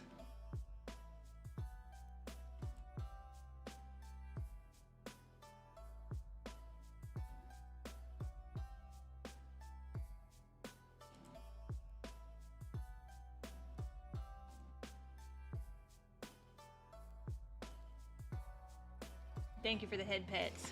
Yes, fish. Fish o'clock. Boo boo boo boo boo boo.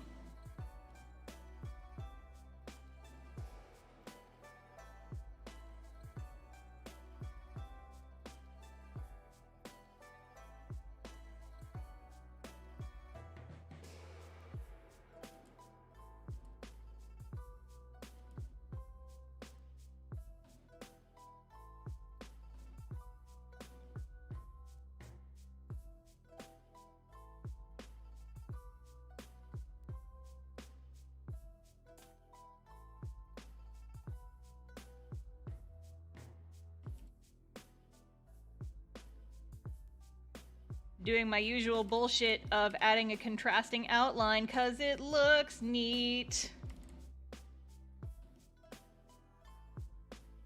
I'm gonna come in and I'm gonna look around and I'm gonna check for any weirdness in the corners, like the ends of long lines. Doopy doo doo doo doo doo, like right there. Doo doo doo doo doo doo doo doo doo doo doo doo doo doo.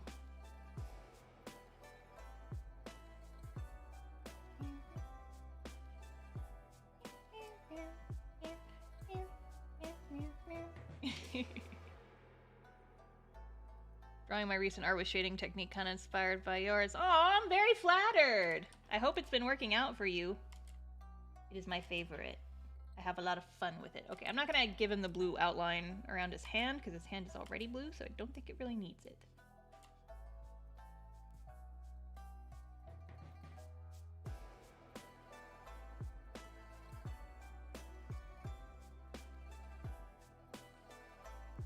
I think we're just about done. I think we are just about done here, gang. Except I am gonna tweak one color just a little bit.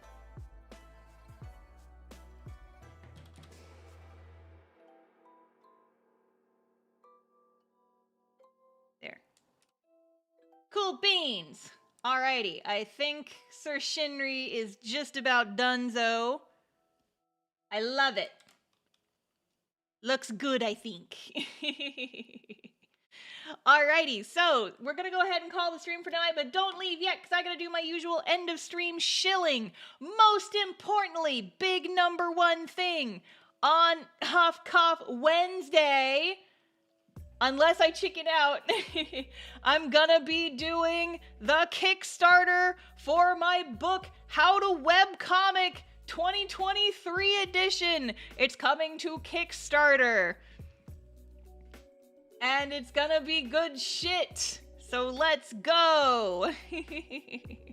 Pro tip, the campaign is not live yet, but on the Kickstarter page, you can hit the notify me on launch button. And I'm trying to get to 100 followers for the campaign before the campaign starts. That would be very cool. But yeah, so if you haven't already, please go ahead and do that. You'll get notified when the campaign goes live, which is also good because I have an early bird tier that have a limited volume, but you'll get a discount on the physical and digital bundle, but the signed version. So it's gonna be good shit. But yeah, I also, Sly Fox is shilling my stuff for me. But yeah, I also have my online store where I sell a bunch of cool merch and also stuff like Clip Studio paintbrushes and other cool stuff. And yeah.